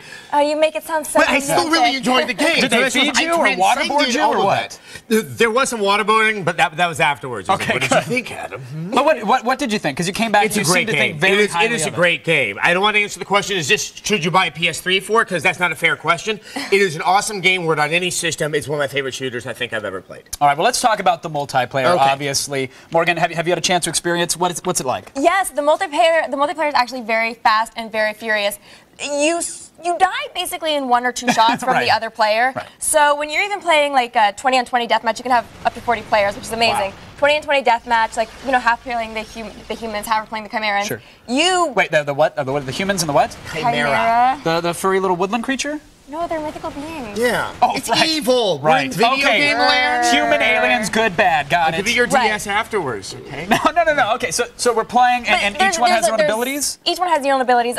Humans can sprint, and they can also, in the mini-map, they can see where the opposite side is. Oh, okay. And then the Chimerans can sort of see through walls, and like you can't actually see through like it's invisible, but it's more of like But you can see a blob that you know you want to shoot is behind that and they wall. can also which is all you sprint, need but to the know. problem is that they will overheat. So sometimes you'll see somebody running by with like flames coming out of their back, and it's because they've overheated because they've used their superpowers. That's one of the best parts of the game because there's a lot of bounce boards, and so some people will catch on fire be it from a grenade or the fact that they're overheating. So you'll see on the far end of the map a flaming person just kind of pop up over the horizon and come right back crashing. All right, well, I've got it fired up here. This is an actual online game. Everybody's been killing me while I've been standing idle. Thanks, guys. But this is real time. We're playing online. You've described these massive 20-on-20 matches, Adam. What modes are there right now? Well, okay, there's team deathmatch and deathmatchers. Capture the flag. And there's a King of the Hill mode. Yeah. The one that kind of stands out a little bit from the rest is a mode called Breach, which isn't exactly unique. It's very similar to the, it was an old mode in Unreal Tournament, which is completely slipping my mind. But more or less, there's cooling points that are all over the map. Right. And each team owns a group of them. Like nodes in Conquest. Conquest, that's it. That was so long ago. I'm looking for somebody to kill here. That's back when I used the people in the game. But so if you take you want to take over the other nodes that the other team has, and then you have to hold them and defend them because And you get then better they can take it back. armaments if you get the new nodes, but it's very similar to the things we've played before. But now you do sort of die instantly, right? It's like you spawn in. There's so many people running around that you could get popped. If I was to find a flaw with the multiplayer, it's that the where you spawn in relation to where there could be enemies seems to be pretty random. And there are many times where I spawn, cool, ooh, I'm dead. Right. Ooh, I spawn, ooh, I'm dead. And of course, the one time we bring this up, I've spawned miles away from the enemy. I mean, that's a testament to the max right there. Oh yeah, die, die, sucker! You're gonna get owned on TV. That's right. Now the gun you're using right here, use the alternate fire on this, even though we have no one to shoot. Okay, hold on. Let me take one of these bouncy pads here. I love bounce pads. Thank you, Quake 3. All right, where's the guy? I'm checking my radar. You're gonna say, so what's your alternate fire on this guy? Right here. The alternate fire would be your upper left button, the L1. I'm trying to hit him. What that does okay, well, what that did is that puts a homing device on a character. So you can go back around a corner and shoot straight in the air, and the bullets will find their way to that guy. It's very Ratchet and Clank. Yeah, somebody's grenade just found its way to my hindquarters. Oh, it must thank you have for had that. a map. All right, and we also, so Breach is the Conquest type mode. It's online, day one. It seems to be working just fine. Day one, most people are seeming to play deathmatch right now. They're just sticking people to straight hopping up on. They're hopping on to straight team deathmatch right now. And most importantly, and to Insomniac's credit, unlike trying to actually use the back end of the PS3, finding a game, setting up a game, and getting to one is very intuitive and very easy. As it was harder for me to find save game data for the PS3 than it was to actually put together a match. I completely agree. I got to be honest. I was surprised. It seemed easier than most of the experiences I've had on Xbox Live with matchmaking, which is a testament, I think, to what Insomniac managed to do with this game. Yes. All right, I'm going to let you guys get to it because you actually know what you're doing. Oh, you got poached, Sessler. That's Resistance, Fall of Man. Thank you guys for coming on to demo it and showing it off. I love it. Plenty of weapons to blow your friends up. It's in stores now. Again, it's Resistance, Fall of Man. And make sure you stick around because following this PS3 Day 1 special, X-Play is going to have a brand new episode with reviews of all the PlayStation 3 launch titles. It's right here on G4, 8 p.m. tonight. You don't want to miss it. Let's go over to Olivia. Still ahead, Kayleigh will give us her report from the PlayStation's big red carpet premiere. She talked with Eddie Griffin, Pedro, and Lindsay Lohan about the hottest ticket in town. And stay tuned, comic expert Blair Butler will be dropping by to take us inside Marvel Ultimate Alliance in an all-new fresh ink on PS3 Day 1.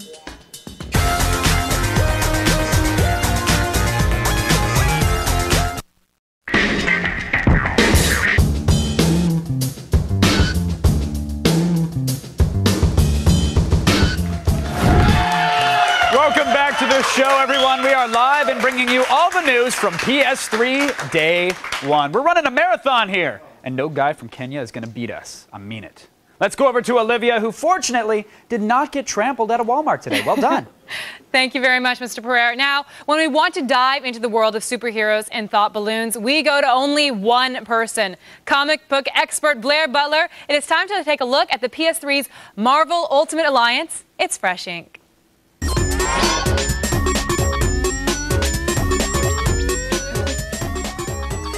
Blair, I got to ask you a question. Would you say that you're a comic book fan first or a gamer first? You know, it's kind of even because I love comics, but there's nothing as visceral as like getting into a good game. Really? I thought you would have gone the other way. I would have thought that you would have been like comic first and then game next? I've been playing Gears of War all week, and I think I might be a gamer first now, so. Well, that's great, but you know, with your unique perspective Yeah. and loving both comic books and games, you give a really unique perspective to the new Alliance. Yeah, Marvel Ultimate Alliance. This is sort of like, it's a Diablo-style top-down action RPG. You know, this is really, it's great because it's got just 100 characters from the Marvel Universe, tons and tons of characters. So, you know, we've got your Spider-Man, your Wolverine, and then you got some random people. You got like Moonlight and Deadpool. And well, speaking about all those characters, let's first start and talk about what you liked about the game. It must have been amazing playing any Marvel hero you wanted to play. Right. Well, you know, not everybody's in here. You know, you're missing your Hulks and a couple other characters. But yeah, it's very cool to sort of go in there and select characters and go, you know, I want to have Spider-Man team up with Elektra and Ms. Marvel, although why you want to play as Ms. Marvel, I'm not really sure. But, you know, hey, it's fun. Maybe some people, you don't know. Don't judge. Don't judge me. It's true. And actually playing as Reed Richards, Mr. Fantastic, tons of fun. Yeah. Believe it or not, the stretchy arms is a really nice, it's a nice thing you can do on this game. Now, you play this on both the PS3 and the 360. Right. What was the big difference between them? Well, you know, graphically, the difference is really negligible, but the 6-axis, the sort of motion-sensitive controller that they have on the PS3, you know, you use that to, like, wrestle weapons away from people or defuse bombs, which is actually not that exciting. It's kind of lame. I sort of like, I like the rumble myself. Yeah, I like the rumble too. I'm It's a my big favorite fan of part the rumble. on Madden. It's my favorite part when you get to tackle somebody. Now, how about the gameplay? Did you actually believe a man could fly, or were you like just flying through hoops and fog? Well, you know, the really cool thing about this game, it's embarrassing to say, it's the cutscenes. It's great to see all these characters that have different licenses with various studios together in a semi, you know, CG real format, fighting together. And it's fun for a little while to play, but the gameplay is really repetitive, you know, and it's like you find yourself a lot of the time playing just so you can unlock more cool outfits, which... But then you're like, okay, great, I got another outfit. So what's your verdict on this? Buy, browse, burn? You know, I think the hardcore Marvel fans are going to pick it up anyway, but for regular gamers, I hate to say it, I think it's a browse, you know? Wow. If you liked X-Men Legends, you're probably going to like it, otherwise, maybe not so much. All right, thanks so much, Blair. No problem, my pleasure. My pleasure. Now, Marvel Ultimate Alliance is in stores right now. Just hope you can find a console to play it on. Let's go on over to Kevin, who would let you play on his if he had one. I don't have one, but if you got the shaft today and you can't wait for the next shipment of consoles, stick around till the end of the show and we'll tell you how to snag this year's hottest item. You are watching PS3 Day 1. If it's not HD, it's Blu-ray, and we know all about it on AOTS hardware. And the PS3 is here. But does it live up to the hype? The Loop takes the stand. According to a recent survey, over 9 million U.S. consumers are prepared to pay full price for the PlayStation 3 when it launches. But with the PS3 costing almost $600, what will you sell to buy it? I sold my antipsychotic meds. I sold my corneas for a PS3. I'm selling my virginity on eBay. And it has nothing to do with the PS3. PlayStation 3. What will you sell to buy it?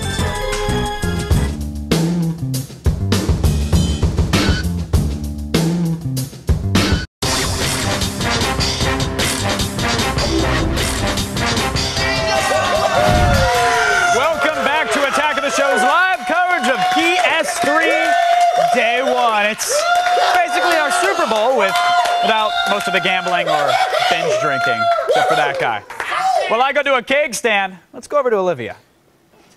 Now, one of the big selling points for the PS3 was the inclusion of the Blu-ray drive. This high-def player packs more power and memory than an HD DVD drive, but it's also caused Sony the most problems. Tech expert Wil O'Neal is here to break it all down. It is time for AOTS Hardware.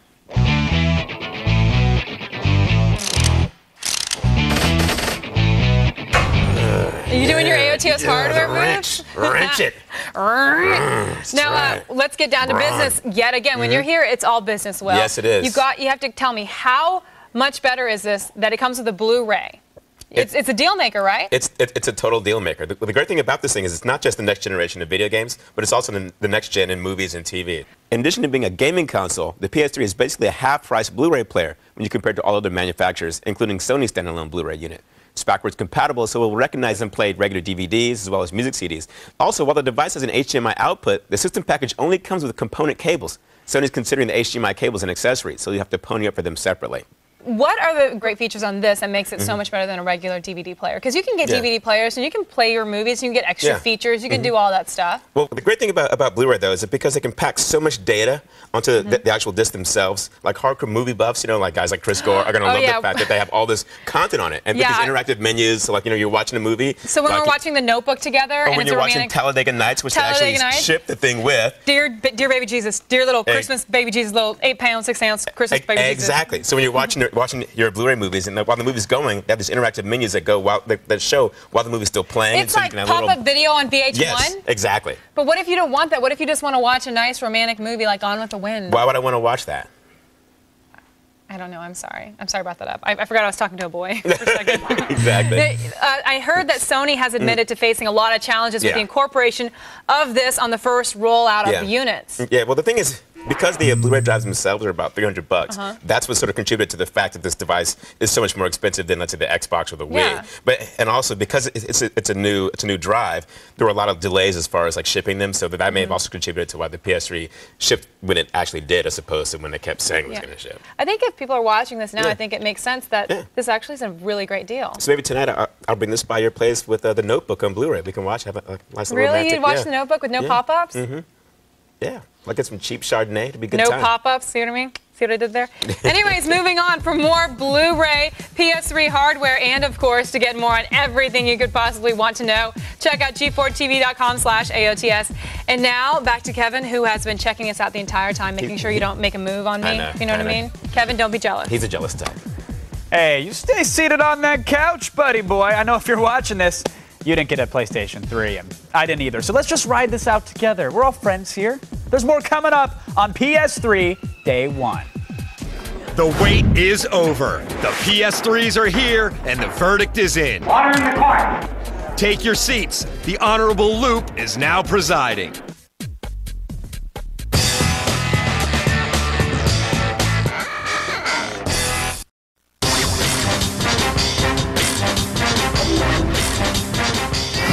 Welcome back to Attack of the Show. We are live on PS3 Day 1, covering all the top games and bringing you all the in-depth coverage you could ever want to know about this next-gen system.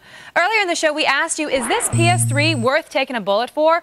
Well, you guys are all a bunch of babies because 82% of you think that you don't think it's worth taking a bullet for, and you call yourself hardcore gamers. Well, let's go on over to the most hardcore gamer I've ever known, Mr. Kevin Periera. All right. All right, we know the PlayStation 3 is out. Everyone wants one for that next-gen gaming experience, but it seems like most people want to make a little scratch off eBay instead of actually picking up the 6-axis and monkeying around. Now, was all that chaos really worth it? Am I going to get jumped tomorrow when I wait in line for the Wii? Lions and tigers and PlayStation 3s, oh my! It's the Loop.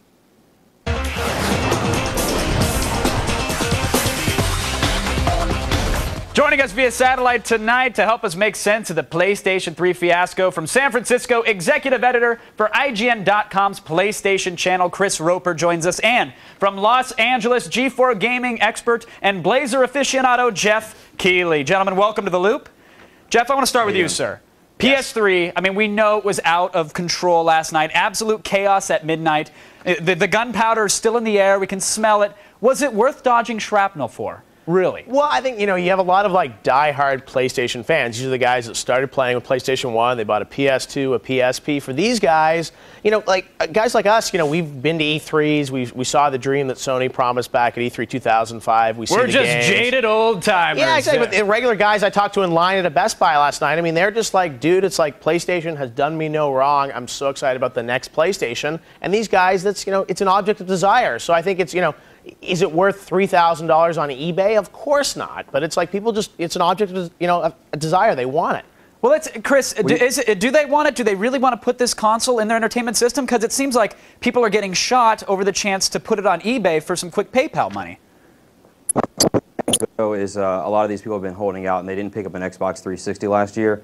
So this is their first step into next-gen gaming. So, you know, for them to stand in line for 2 days, you know, they've been waiting 365 for it. So that's not really much of a challenge for them, raining or not. So But Jeff, yeah, they're ready. We've seen the prices on eBay. These things are going on average now, probably about $3,000 a pop. Are they just buying? Is it the super wealthy who are Sony fans? Are they just that impatient, or are some people like desperate for some sort of compensation?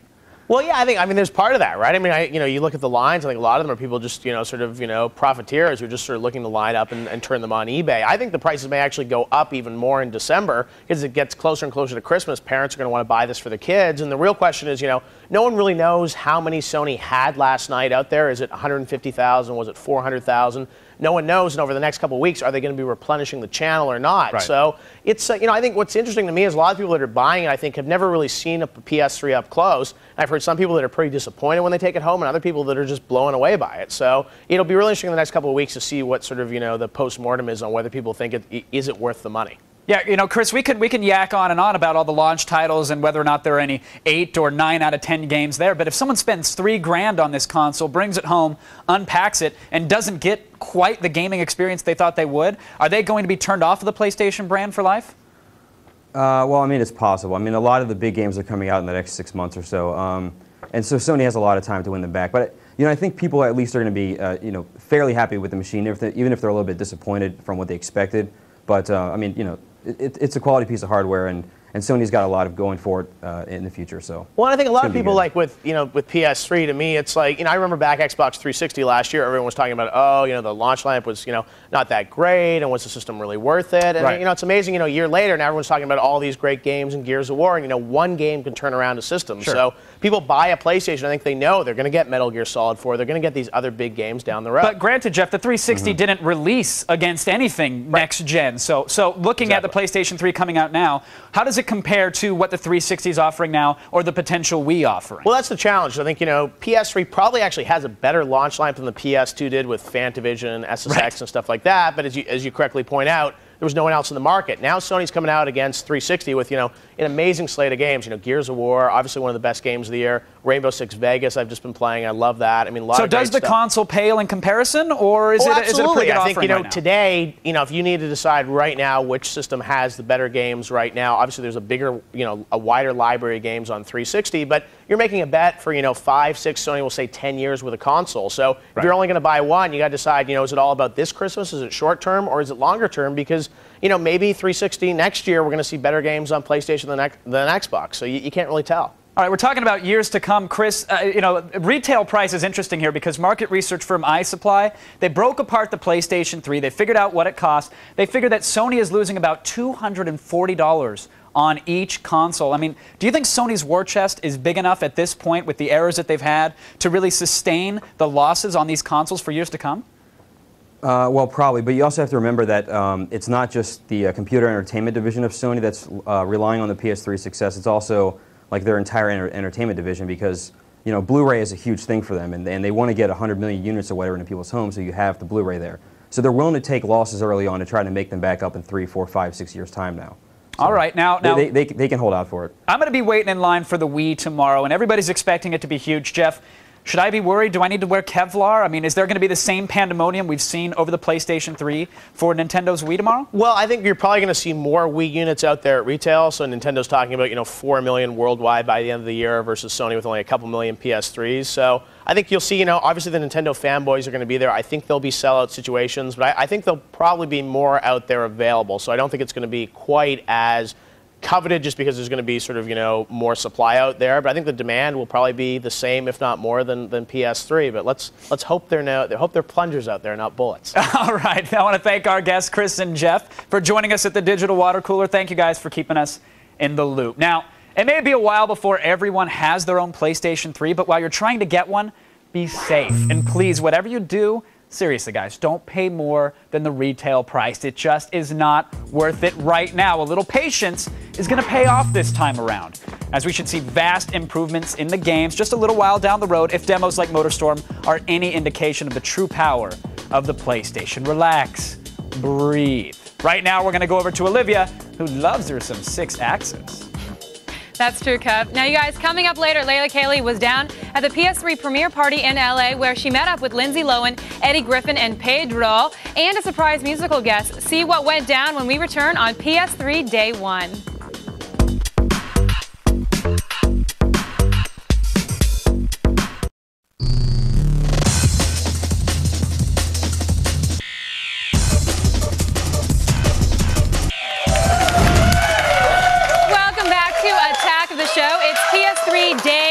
Uno, and we are coming to you with all the live coverage, all the news, and all the tears. While I got to get some tissues, I'm going to go over to Kevin and Layla Kayleigh. You're back. That's a good Thanks, move. Olivia. Don't cry. Don't cry. Yeah, I was doing some dance moves. Kevin was teaching you how to dance. We'll get there. We'll get there. All right. Sony had a huge Hollywood premiere for the PlayStation 3. Yes, they did. And just like you'd expect for a big movie, Layla, you were there? I was there. Was it nuts? It was good, man. It was a lot crazier than I expected. A lot of people came out, and there was a surprise musical guest. You want to see who it was? I would love to. Let's check it out. The stars are coming out tonight in Beverly Hills to celebrate the latest edition in next-generation gaming. Get ready to say hello to the PS3. So what are you looking forward to tonight? I'm looking forward to see the rollout of supposedly the best gaming apparatus that's come on the market in the last, 17,000 years. I like anything I can compete against. I used to, when I was a kid, I used to like the Super Mario action, the adventure. A lot of people don't know this, but are you a big gamer yourself? Do you play any game? My brothers are obsessed with it. Well, so maybe we can I'm get you here a for my game. 10-year-old brother or my 19-year-old brother. Are they gonna give you one? Oh, they better. If not, I'll rob them, yo. Rob them, punk. I don't know any of the new games. I haven't heard anything. But if there's is there a scary one?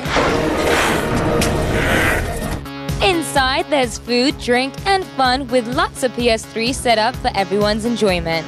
Celebs may have taken the night off to try some of the PS3's titles firsthand, but that's not the only thing they're here to see. And I heard someone's performing tonight. Can you tell us what you know about that? Well, I know exactly who it is, but I don't think I'm supposed to give it away. No, I know. Why don't you I'm give gonna just it give away? a hint, Diddy.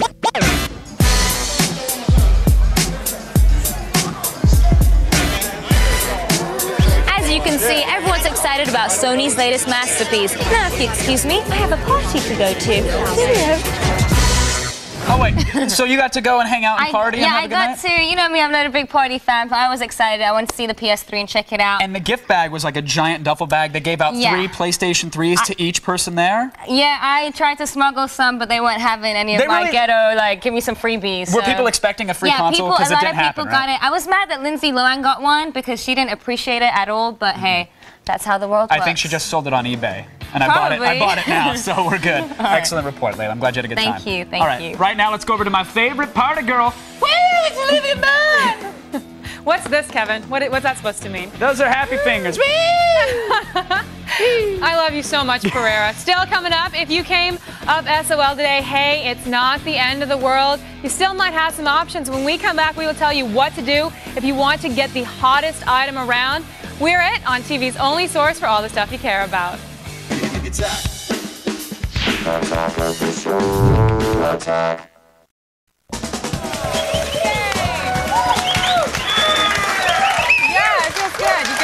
me work it out. You're good. Is that all I have to do from now on? Go for 2 hours. Next gen winded. Yeah, Sting can go for how many? Sting can do go for 12 hours. Jim Carrey 15. He's a marathon gamer. Welcome back to the show, everybody. We are live on PS3 Day 1, and you don't even need a firmware update to enjoy us. Impressive. It's very impressive. You guys, we are almost done here, but not quite. We still have some burning questions. Let's go on over to the army of monitor heads. Hey, do you guys know where I can get my hands on a PlayStation 3 because I am not waiting in line? Great question. It's a really good question. A lot of people have it. Okay.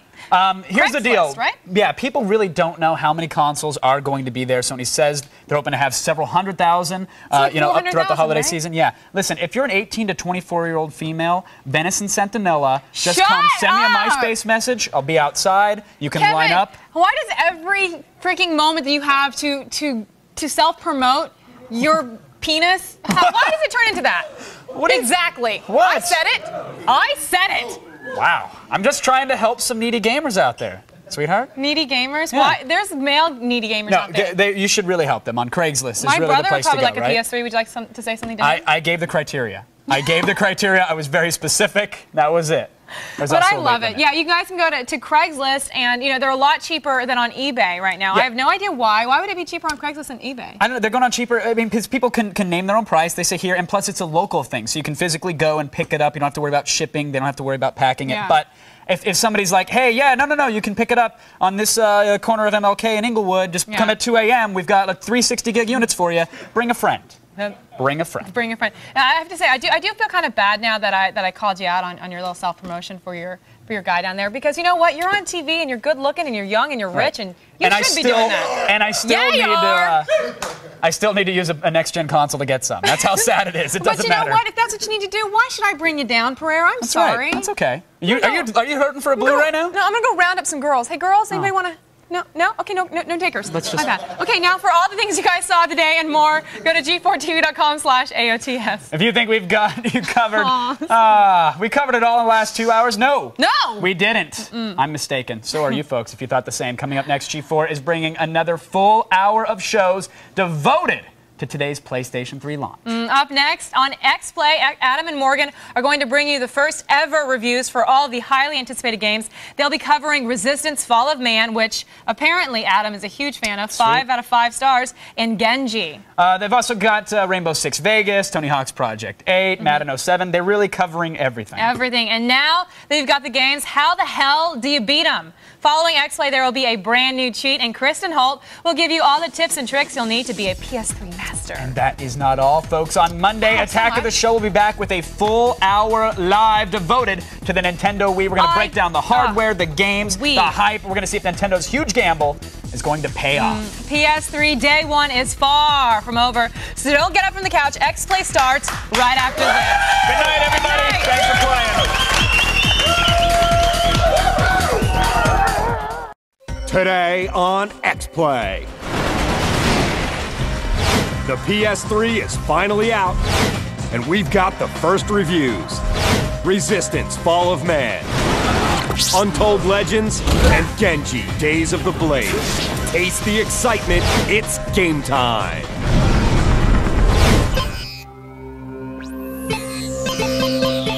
Prepare to be reviewed. Adam Sessler, Morgan Webb. Prepare to be reviewed. Prepare to be reviewed.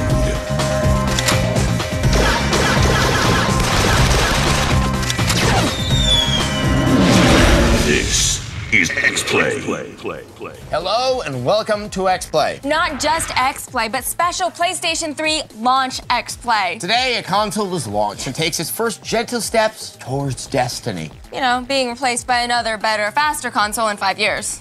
After over a year of hype, previews, and officially having to withhold judgment until games were reviewable, we, at long last, have come to the point where we can take off the gloves and tell you what we really think of the first games out for the PS3. And Sony tells us this is next gen, so we're judging it like the next gen. There's no more going soft on a game just because we're romanced by how many graphics processors the hardware has. Our first set of games includes some of the most august lineages in gaming, like Madden NFL 07 from the venerable workhorse franchise of sports games, and we've got Gundam Crossfire from the not-so-venerable mech suit franchise. Later in the show, Resistance: Fall of Man, the new shooter from the makers of Ratchet and Clank. We begin with a fantasy hack and slash that shows us just what the PS3 can do when it comes to kimono rendering. Here's a review of Genji: Days of the Blade. Ah, Genji, about time you showed up. Let's have a look at you. Fearless feudal figures flying through time and space, dispatching hordes of evil. Okay. Beautifully rendered environment shimmering with PS3 energy. Got it. Incredibly sluggish gameplay and a camera that acts like a drunk uncle falling down the basement stairs. We were led to believe the next-gen gaming would be one to rival the great epochs of Japanese history. Genji: Days of the Blade for the PS3 picks up where the title's Dawn of the Samurai dropped us off. A first glimpse reveals the cell's processing power, magic dust, and flickering flame, fake promises that the game's mechanics just can't keep. You'll develop a posse early on to deal death to the eternally wicked Heishi clan, who's trying to squeeze a dark apogee of evil out of this pulsing mystical orifice here. Benki swings what looks like a column torn out of Hearst Castle. He's a nice foil to Yoshitsune when strength's an issue. But overall, old Yoshi's the best all-around choice as he has the fiercest fury. Other characters bring a nice spatial dynamic to gameplay, but also bring particular weaknesses. New directions and abilities are on display, but bring focus to a major flaw in the title. Where am I? The camera in the game is awful. Too many times the title's view is not what the character should be seeing. This flaw was so bad that you had to look at the tiny overhead map to figure out where you were going. Come on, somebody get Next Gen some glasses. And another thing. Why do these seemingly spry, well-conditioned disciples of androgyny move like a mint julep made of molten lead? Get up! Get up! Special moves, once triggered, took too long to resolve, so you can reset and face a foe from a different angle. Maybe that's why so many of them are spin moves. Here's one. When you pull off enough special moves on the field of bravura, you'll be able to take the fight to an alternate world, where you can deliver more damage in a Stardust bullet time ballroom. Careful though, your enemies can make you their date too. There's a million trinkets and ways to level up and increase weapon strength. At times though, you'll confront obstacles you didn't know your character could accomplish. Hey, do you guys know I could do that? No, I had no idea. Me neither. The game is pretty and the characters do have some highly visual combat styles. We just expected them to be better balanced with the rest of the game. In terms of a PS3 launch title, let's just say we'd rather be dry humping a large mammal in the back of a Yaris than playing it. A 2 out of 5. Genji's story is based on the Genji period of Japanese history. Well, we're not exactly sure how, but can you really blame us? Because who knows anything about Japanese history? There were some samurai, they periodically killed themselves, a rat learned judo, and they invented a religion that sanctifies small trees and fat guys wrestling. Then we nuked them. That's what they turned into a real country. To see what the PS3 can do with a hack and slash that's not bound up with a complex storyline like the vast pageant of Japanese history, here's our review of Untold Legends. Behold the gestation of a new generation of gaming. Sony suggests that you don't gaze directly at the future. You might want to poke a hole through a shoebox for safer viewing. Untold Legends Dark Kingdom takes this mindless masher to the next generation of gaming and into dark forests and dark caves and dark graveyards. By now you should know why this is the Dark Kingdom, because it doesn't look good in the light. Choose from the generic warrior, a mage without a lock on, and a scout. What, is she looking for a shirt to go with that sports bra? As the story goes, your employer, the king, is actually an evil dictator transforming peasants into monsters. As you can tell by these cutscenes, he's saving a lot by using still images and really blowing it out on all the flame transitions. Untold Legends gives you 2 views of the battlefield, fairly close and somewhere in the trees. I know we complain about camera control a lot in these reviews, but this is not camera control. This is a bad fairground ride, and I want to get off. To break up the tedium second only to that of a Taiwanese sweatshop, Untold Legends throws in a couple of puzzles to impede your progress.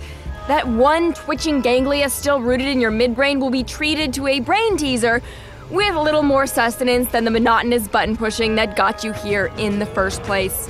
Here's my favorite. Barrel throwing. Yes, a puzzle without aiming or camera movement that requires you to accurately throw an endless supply of aluminum at switches from a single vantage point.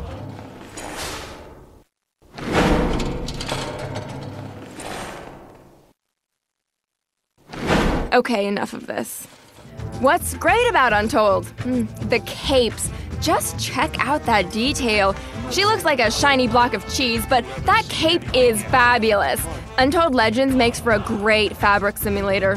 X lets you attack. Barrels explode when you hit them. There is a sewer level. If you wanted more, you would have bought a different game. That's why we're giving Untold Legends for the PS3 2 exploding barrels out of 5. Some legends are better left untold. I know it's an old joke, but when you come up with new mechanics, we'll come up with new material. Ouch! Being brutally honest, game critics isn't always fun. You know, we do wish we were stupid. We wish we were naive enough to act like these games are great and believe it. But we're not. It's not like we want these games to be bad. No. We've been looking forward to the PS3 for years now, and to be disappointed like this, it's kind of harsh. But you know what? There is one glorious exception later in the show, so stick around because you need this to keep your faith in games. Up next, Gundam Crossfire. And later, Resistance, Fall of Man on X-Play. Drunk on lush graphics and rye whiskey, it's Morgan Webb.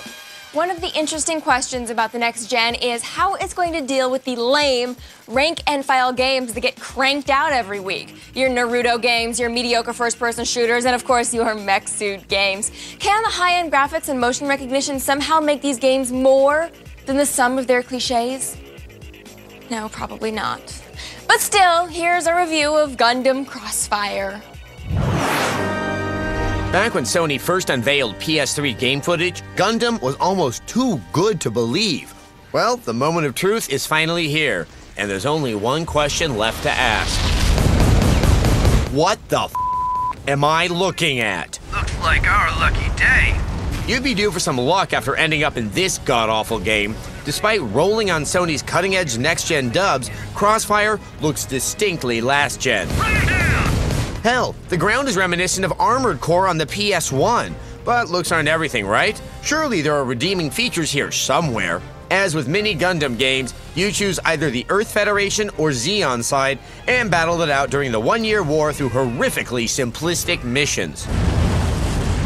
The lock-on conveniently eliminates the need to aim, so you can just jog around firing at things you can't even see, and you're pretty much guaranteed to hit them. Enemy approaching the supply depot. There's an attempt to add some strategy with a damage system to let you blow off various body parts, but since the only way to target specific areas of an enemy is this useless zoom view, you're reduced to firing wildly and hoping you hit something important.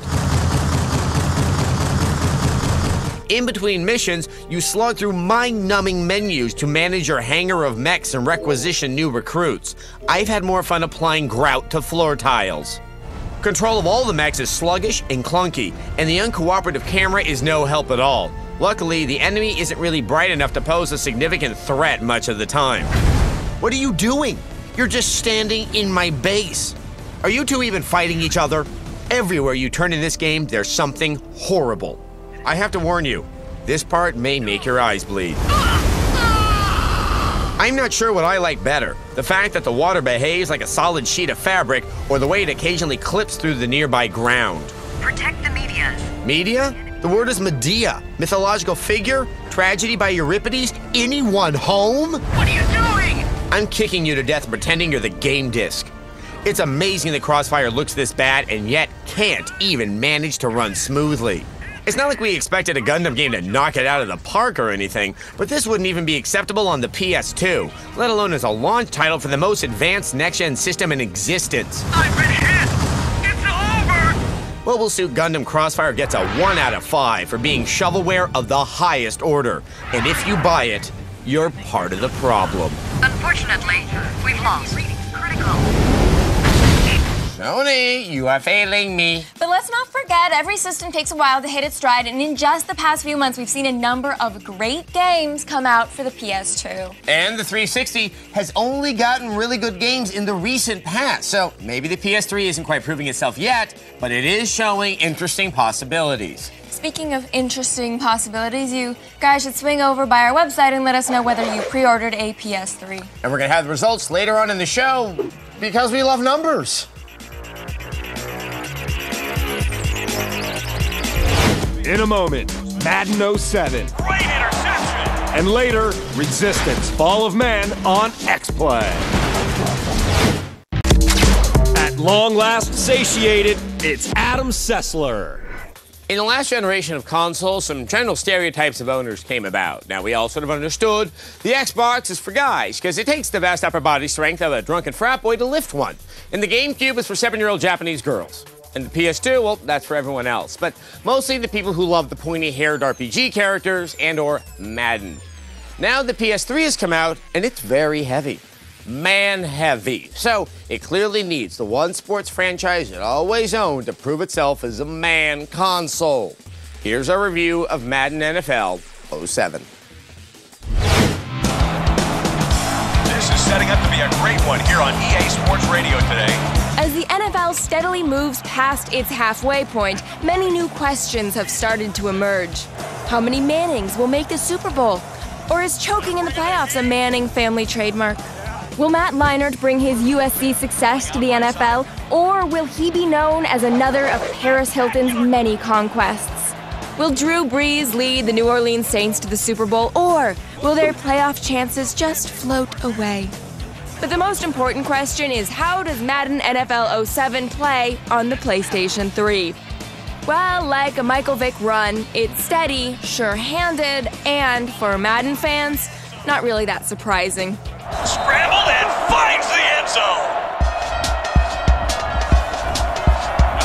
It shouldn't come as a shock to any Maddenite that Madden plays like it does on most other systems.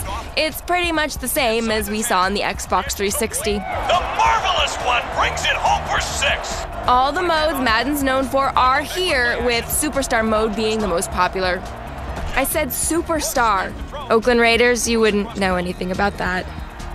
And the lead blocker is back, a welcome addition to any football game. If you don't know, lead blockers are the ones that get hip replacement surgeries by age 35. But when it comes down to brass tacks, it's still the glory positions of quarterback and running back that are always the most fun to play. Sorry, T.O., it's true. So we've talked about the gameplay. Great interception. We've talked about the visuals. We won't talk about the Madden cover jinx because we don't believe in curses. But the big mystery for the PS3, Madden, football, and America is, how does T.O. look? Glorious. Just glorious. So what does it all mean? Well, if you have Madden NFL 07 already, there's no need to get a new one for your newfangled PS3. It's the same Madden as it ever was. We give Madden NFL 07 for the PS3 3 humble wide receivers out of 5. Madden is just the beginning of the onslaught of licensed sports games we should see on the PS3. The question is how much motion sensitivity and more powerful hardware are going to push the future iterations of the game. Now, you can't really judge a console by its launch titles. Yeah, see, what we mean is we want to see EA Cricket 07 for the PS3. That's the real test of a console. How well it can produce a game version of a team sport that is only liked or understood by people from India, Pakistan, and Jamaica. And Douglas Adams. God rest his soul. Moments away. Resistance, Fall of Man on XPlay. They've been waiting for this since November 2000. It's Adam Sessler and Morgan Webb. I know. It's been a disappointing set of games. All this anticipation, and what we get is a bunch of 2s and 3s. And a 1.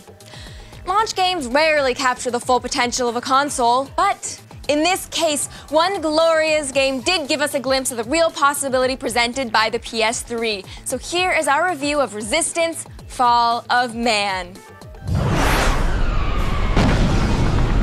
Hey, it's Killzone.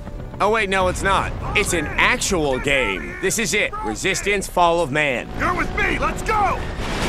The premier game for the PS3, developed by the reliable creators of Ratchet & Clank, Insomniac Games. The game takes place in an alternate 20th century, where World War II never got off the ground because some type of virus has unleashed hordes of creatures upon Europe, leaving only a pocket of survivors in Britain. Kiss air support, goodbye! America hasn't been affected, but they do get involved, which is where you come in. You fight, and then you get infected, and that's when things get really bad. The game is obviously an action game, and that's with a capital A. Insomniac has thrown in everything but the kitchen sink, with massive battles, corridor crawls, boss standoffs, weapons, and a wide variety of creatures to square off against. All of this is wrapped up in a package that has some of the best pacing ever in a game of its type. But let's get to one important factor, the graphics. This is standard definition, and it doesn't look like much of an improvement. High def does look significantly better, although it's not close to the now comically overstated promises from Sony. That being said, it's a very attractive game whose look sets an effective mood as the tension increases with each ensuing chapter. And tension is at the heart of the game, as some of the large-scale battles with supporting allies feels hopeless and overwhelming, as inventive munitions scream every which way. This is coupled with lonely excursions through devastated locales where careful thought and weapon usage is essential to continue. Plan to frequently vacillate between careful strategy and frantic gunplay. And what weapons you have. True to form, Insomniac has stocked the arsenal with creative death dealers that range from the traditional machine gun and the surprisingly effective shotgun. A special note is the auger, which shoots through walls and becomes more powerful coming out of the other side, while also capable of generating a shield through which you can attack your enemies. I want this alternate reality. Okay, maybe not, because these enemies are something else and really an uncomfortable joy to encounter. From the more humanoid to the terrifyingly immense to the malevolently emaciated, the game shows remarkable creativity in design and implementation, coupled with wicked artificial intelligence that prevents replays from feeling identical. Although this always gets to me. As with Ratchet & Clank, though, the true achievement of the game is the way in which these elements are laid out. You will die often, but the gameplay is so satisfying that frustration is infrequent. A bigger issue is knowing to put down the controller and get to bed, and then get up and start playing again. Saying this is the best game for the PS3 is damning it with faint praise, because look at the competition. But despite elements that might feel borrowed and familiar, there is no other game that combines them with such polish and a sense of adventure. Man, this game is fun. A 5 out of 5. Resistance Fall of Man manages to give us hope for real competition in the next generation of the console wars. Resistance has great multiplayer, but since we had to play it before the launch of the console, there wasn't anyone online to play against. So come look at our web review for a more complete exploration of the multiplayer. And now, here's an X-Play replay. Genji Days at the Blade got a 2 out of 5 because the camera is terrible. Untold Legends got a 2 out of 5 because it doesn't look like an next-gen game. Mobile Suit Gundam Crossfire got a 1 out of 5 because it's the worst piece of crap I've seen all year. Madden NFL 07 is getting a 3 out of 5 because that's what we gave the 360 version, and it's basically the same thing. And Resistance Fall of Man got a 5 out of 5 because it's a heaping whopping hunk of fun. This great moment was a presentation of the X-Play Television Network. You either love it or you hate it, but can you afford it? That's the real question. Wherever you fall in the great PS3 debate, you won't want to miss this episode. We're kicking the tires on Sony's next-gen console and running through launch titles from Tony Hawk Project 8 to Resistance Fall of Man. It's all happening right now on Cheat.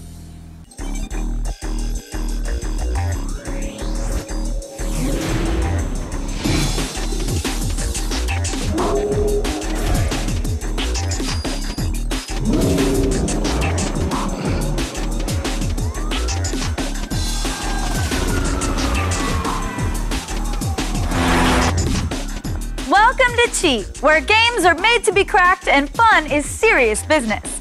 I'm Kristin Holt, and in this episode, we're all about the PlayStation 3. And we're ready to do what we do best, cheat. We'll open up everything from NBA 07 to Mobile Suit Gundam, but first, let's kick things off with the eagerly anticipated Tony Hawk Project 8. Tony Hawk's in town, and he's looking for a few good skaters. Do you have what it takes to make his team? Find out in Tony Hawk Project 8 for the PlayStation 3. The goal of this game is to outdo, outrip, and outshred the competition. The prize? A coveted place on Team Tony. Customize your character's look and wardrobe, and let the thrashing begin. The game plays just like its predecessors, with additional tricks and levels. Wow, cool move! So die-hard Tony Hawk fans will feel right at home. Nail the Trick is one of Project 8's brand new features. Use the sticks to flip your board. Once you're in the air, the left stick controls your screen left foot, and the right stick controls the right. The kick flip is a tough trick. Here's how to nail it. Ollie off a ramp and push the left stick down. Hold it there to keep your foot out of the way until the board rotates all the way around. When the grip tape points up again, release the stick to put your foot down on the board and land. Project 8 features an intense open world where you're free to rip through the streets or tear up a half-pipe. Throughout the game, you'll encounter real pro skaters like Rodney Mullen and My Name is Earl's Jason Lee. Show me you can ride and I'll see what I can do to get you noticed by Tony and his crew. With a little practice, you'll be busting out sick tricks in no time. I can totally skate like that. No, seriously, I just don't have my board with me today because, you know, I'm working and everything, and I'm completely awesome at basketball too. Those guys in the NBA, I take them to school and I eat their lunch. Well, in a video game anyway. Here's how to rule the court in NBA 07.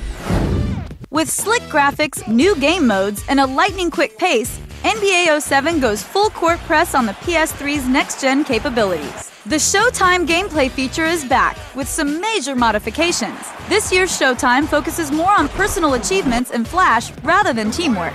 Performing alley-oops, dunks, no-look passes, block shots, and fast breaks will increase your meter. Once you perform 3 spectacular moves in a row, your team's energy, shooting, and stamina will receive boosts. On the other hand, if you cause turnovers, miss 2 shots in a row, or the other team calls a timeout, your meter will decrease. NBA 07 also has a new feature called the Replay Mode, which lets you relive exciting moments from last year's NBA season. Each week from the 2005-2006 season is highlighted by 2 challenges you must recreate.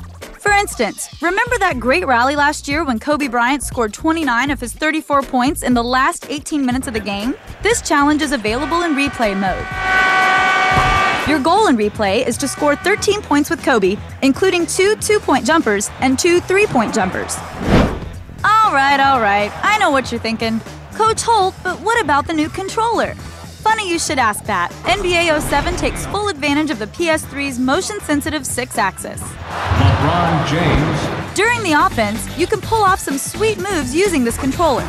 To do the stutter step, push the controller either forward or backwards. And how about the dreaded crossover dribble that was perfected by Allen Iverson? To quickly change direction on your defender, move the controller either left or right horizontally. Use this move to get past your counterpart for an easy J or a sweet dunk. On our test. You can also pull off spin moves to get away from a defender. Twist the controller either counterclockwise to spin right or clockwise to spin left. With all these moves in your arsenal, you should have no problem slaughtering the competition. Bring it on, baby! Anybody up for a little samurai action? You're in for a treat. Genji Days of the Blade is up next on Cheat. But first, here's a quick cheat that might come in handy. Do you have the need for speed? Then pick up Ridge Racer 7 for PlayStation 3 for the ultimate adrenaline fix.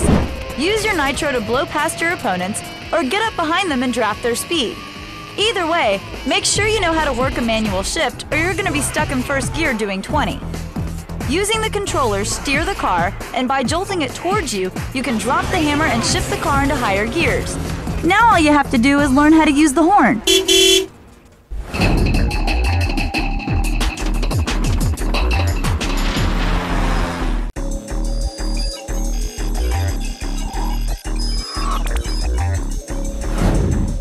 Welcome back to Cheat. All that cell processing power under the PS3's shiny black hood can sure make for some pretty pictures. And there's nothing like a lush, epic voyage through Japan's mythical history to push the console's graphics. Feast your eyes on Genji Days of the Blade. Welcome to Genji Days of the Blade, a game of reenacting the historically based and beautifully rendered battles of ancient Japan. Fortunately for us, modern Nihon was apparently forged from the smoking remains of epic samurai battles. Oh, and giant enemy crabs. Those two. Unfortunately for us, we'll have to wait a little longer for that most ballyhooed of crab bosses. There's a war of attrition to fight first. And boy, is it hell out there. In the Ichinotani Beach mission, you start out at the foot of a great battlefield. Thankfully, that field is much smaller than it looks. The environment may be teeming with fearsome enemies, but there are certain special fellows that you really need to pay attention to. You'll know them by the weird tilty antlers on their heads, and the fact that they appear on the map as yellow arrows. Defeat these guys, and you'll stop the enemy armies from spawning. Defeat the first of the Hattie Baddies that appears right in front of you. Not so difficult, right? Especially if you press L1 to use the Kamui Plane minigame. Okay, now defeat about 15 more over the next half hour. To activate successive phases of the battle, you'll have to kill enough enemies in certain areas, or run to the far side of the map. You'll know you've succeeded when you see a short cutscene like this one. Yeah, man, I know how you feel. Here are some basic tips for staying alive over the course of the ensuing battle. Level your weapons up at the beginning. Work your way east and use Benkei to knock down the fortifications. Keep an eye out for crates containing health and Kamui power-ups and use them judiciously. Do your best to limit the amount of fighting with the cannon fodder. The more you kill, the more will spawn, and you'll have wasted health and energy. Block and walk. It's slow, but effective in limiting damage. When health is low, you can restore it through item use and leveling up. Switch characters and activate super moves, as well as Kamui Plane battles strategically. Here's the last and most important tip. Don't die! Keep an eye on your health, because if you bite the dust, it's back to the beginning of Operation Krabby Freedom for you. And believe me, it's not a war you want to fight twice. So kill, kill, kill until you think the battle couldn't possibly last any longer, and you might rather just die and never see the fabled Crab King of yore. Then, and only then, will he show his mighty face. Benkei will be your man for this battle. Why flip the crab over when you can just whack his face off? A few melee moves from Benkei's club will crack the claws right off that sucker. Use the Kamui Plane minigame to further weaken his armor. A few more well-timed bludgeoning moves, and Krabby McCrabster will be in dire need of some Joan Rivers-style facial reconstruction. It's time to strike his weak spot for some massive damage, people. Poke him in the kisser and he'll drop. From his ruined body, you reap exciting new weapons and a delicious banquet of crab legs. Now, if only someone would just pass the base seasoning and butter. Now you can take Cheat with you anywhere you go. Just visit g4tv.com/podcast for clips of this and your other favorite G4 shows. We have plenty more PS3 games to show you, including Madden and Mobile Suit Gundam. But first, here's another handy quick cheat. War is hell. And in Call of Duty 3 for PlayStation 3, you experience that hell, fighting the Nazis through occupied Europe. Nice work, boys. Use your grenades, your Tommy gun, and anything else you can throw at the charging Germans. But when the Nazis get close, don't shoot them. Save your ammo and use your gun to knock them out. Tilting the 6-axis to the side, gun butts the nearest Nazi. And trust me, nothing feels better than knocking a kraut on his keister. Now it's time to liberate Paris.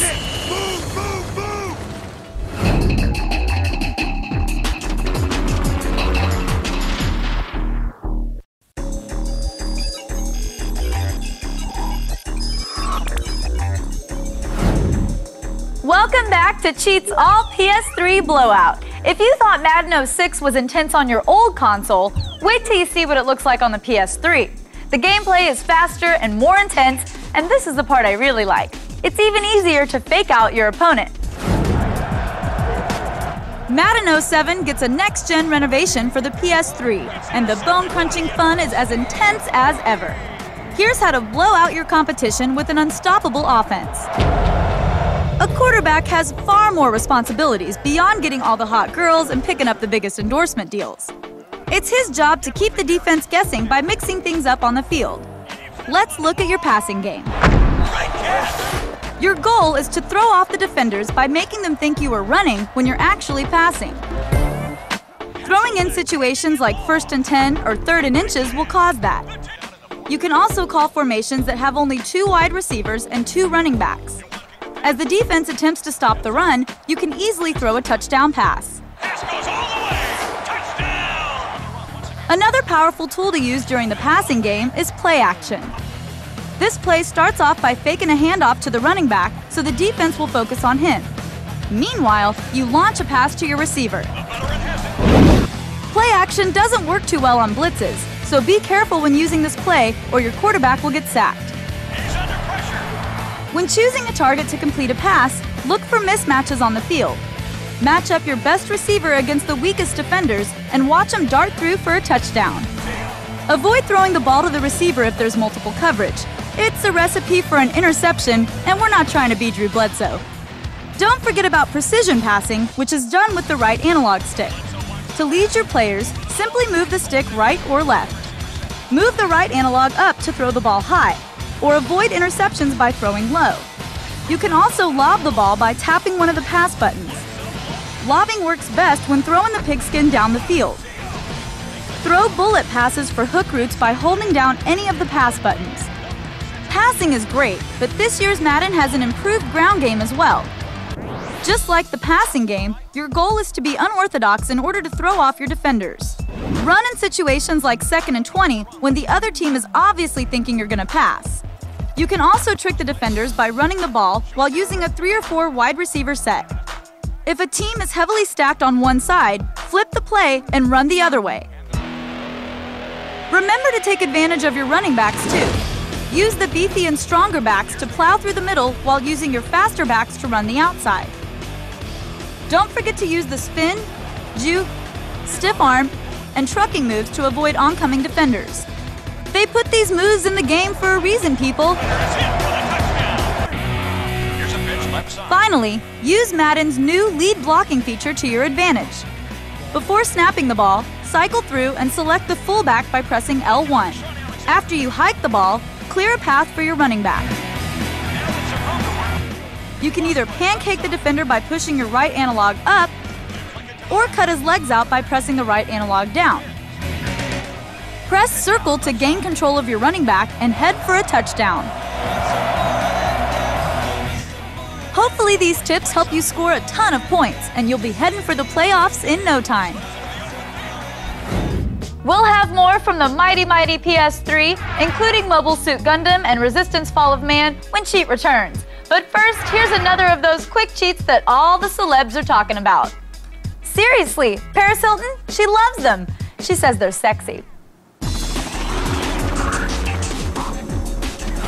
In PlayStation 3's NBA 07, you can lead your favorite franchise to the championship or create your own player and watch them dominate Kobe. Shooting, passing, and defense are the foundations to any good player, but someone who knows how to handle the rock will make his team great. Using the 6-axis controller, you can stutter step, cross over that dribble, or just fake out your opponent and drive. Not all of us have that outside shot. But learn these moves and you'll be dunking on LeBron in no time. LeBron James hits the two-pointer.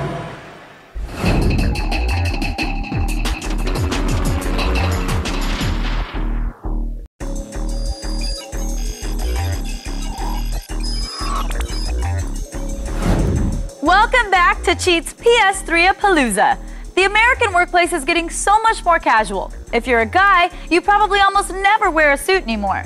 But if you had a mobile suit with a cannon mounted on your head, oh hell yeah, you'd rock that.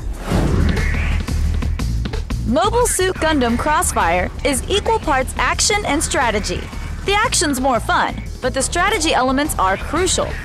Knowing which mech advancements are beneficial can make a difference between life and an exploding mobile suit. Mission failed. First, pick up some extra pilots and mobile suits so you'll have some running mates. Hey, you gotta have friends. Enemy intrusion. Intercept immediately. If you're playing for the Zeon forces, your mobile suits will naturally be weaker compared to your enemies. Concentrate on upgrading your defense and weapon attributes. If you play a Federation hero, you'll start the game with good armor. So concentrate on improving your weapon stats for more ammo and attack stats for stronger weapons. The combat here is quick and deadly. Good reflexes just aren't enough. Here are the techniques you can count on in a pinch. Spot an enemy mobile suit from far away, start sniping away at their legs, and you'll literally bring the enemy to its knees. Caught in a close-range slugfest? Target lock your victim and strafe sideways with your handheld cannon. Unload your head-mounted Gatling gun at the same time to unleash twice the damage. Fly towards your target full throttle and bust out your beam saber. One quick thrust once you're in range will do the trick. Remember, when two heavily armed robo-warriors fight, there's only one real winner. And that's you, the gaming public. We owe you one. Imagine a world where World War II never took place, neither did the Great Depression, and Russia never had its communist revolution. That's the world of Resistance: Fall of Man, and it seems like a nice place to live. At least until the Chimeras show up. There goes the neighborhood! Welcome to the end of the world! It's the 1940s. The brutal Chimera war machine has taken most of the world by force. You're an American soldier sent to aid the British against the Chimera onslaught and defend humanity's last line of defense. Welcome to Resistance: Fall of Man. There's one requirement in the Battle of Manchester: survive, and we're here to help you do just that. The first thing to remember is to keep moving and keep shooting. This, above all else, will help you stay alive. This map is full of walls and barricades to hide behind, but don't count on those being effective all the time. We'll get to that later. The basic enemy infantry unit is the hybrid. Grenades are very effective against them, especially in large numbers. Remember, the more you kill, the more health they drop for you. So kill, kill, kill. The bullseye rifle can be very effective against enemies taking partial cover in the rubble. To use this gun, aim at your enemy and pull the L1 trigger. You'll shoot a homing tag, which will enable you to hit them no matter where you're aiming. If things get too quiet all of a sudden, beware. It's a sure sign that you're about to be swarmed by a horde of nasty spider-like creatures known as leapers. Try to keep your distance while you pick them off. Blast them with the carbine while you continually circle around, and don't let them get too close or you'll regret it. Take care when you're attacked by steelheads. They use a special rifle called an auger, which can pass through surfaces like barricades. Watch out! You'll know when you're about to get hit when bright white circles appear on the walls. Get out of the way quick. The more surfaces it passes through, the more powerful it gets.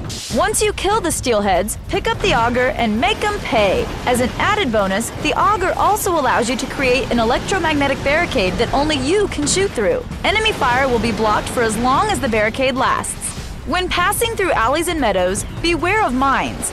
There are two varieties, spike mines and concussion mines. Spike mines just need to be destroyed before they explode.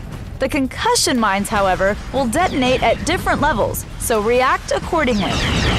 When you reach the final stage of Manchester, again, the key here is to simply stay alive. Grind your way through the enemy troops.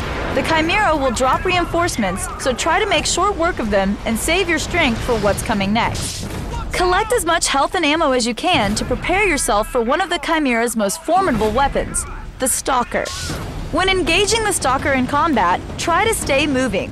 When not in motion, duck for cover as much as possible. If you continue to move, the Stalker's fire will most likely not catch up with you. The Stalker's only vulnerable area is directly behind its head. It will try to protect it by always facing you. Let your fellow soldiers distract it while you sweep around and tag it from the back with your bullseye. Now you can shoot it from any vantage point and still do damage. When you've done a significant amount of damage, the Stalker will begin a missile barrage. Take cover. When the barrage is over, hit it again with the auger from the front. Your fire will amplify through the Stalker's body and hit it where it counts. That's all for now. I hope you had fun exploring the newest games for the PS3. If you missed any of these tips, visit us on the web at g4tv.com/cheat, or you can write to us at cheat@g4tv.com. Until next time, I'm Kristin Holt, and you've been cheating.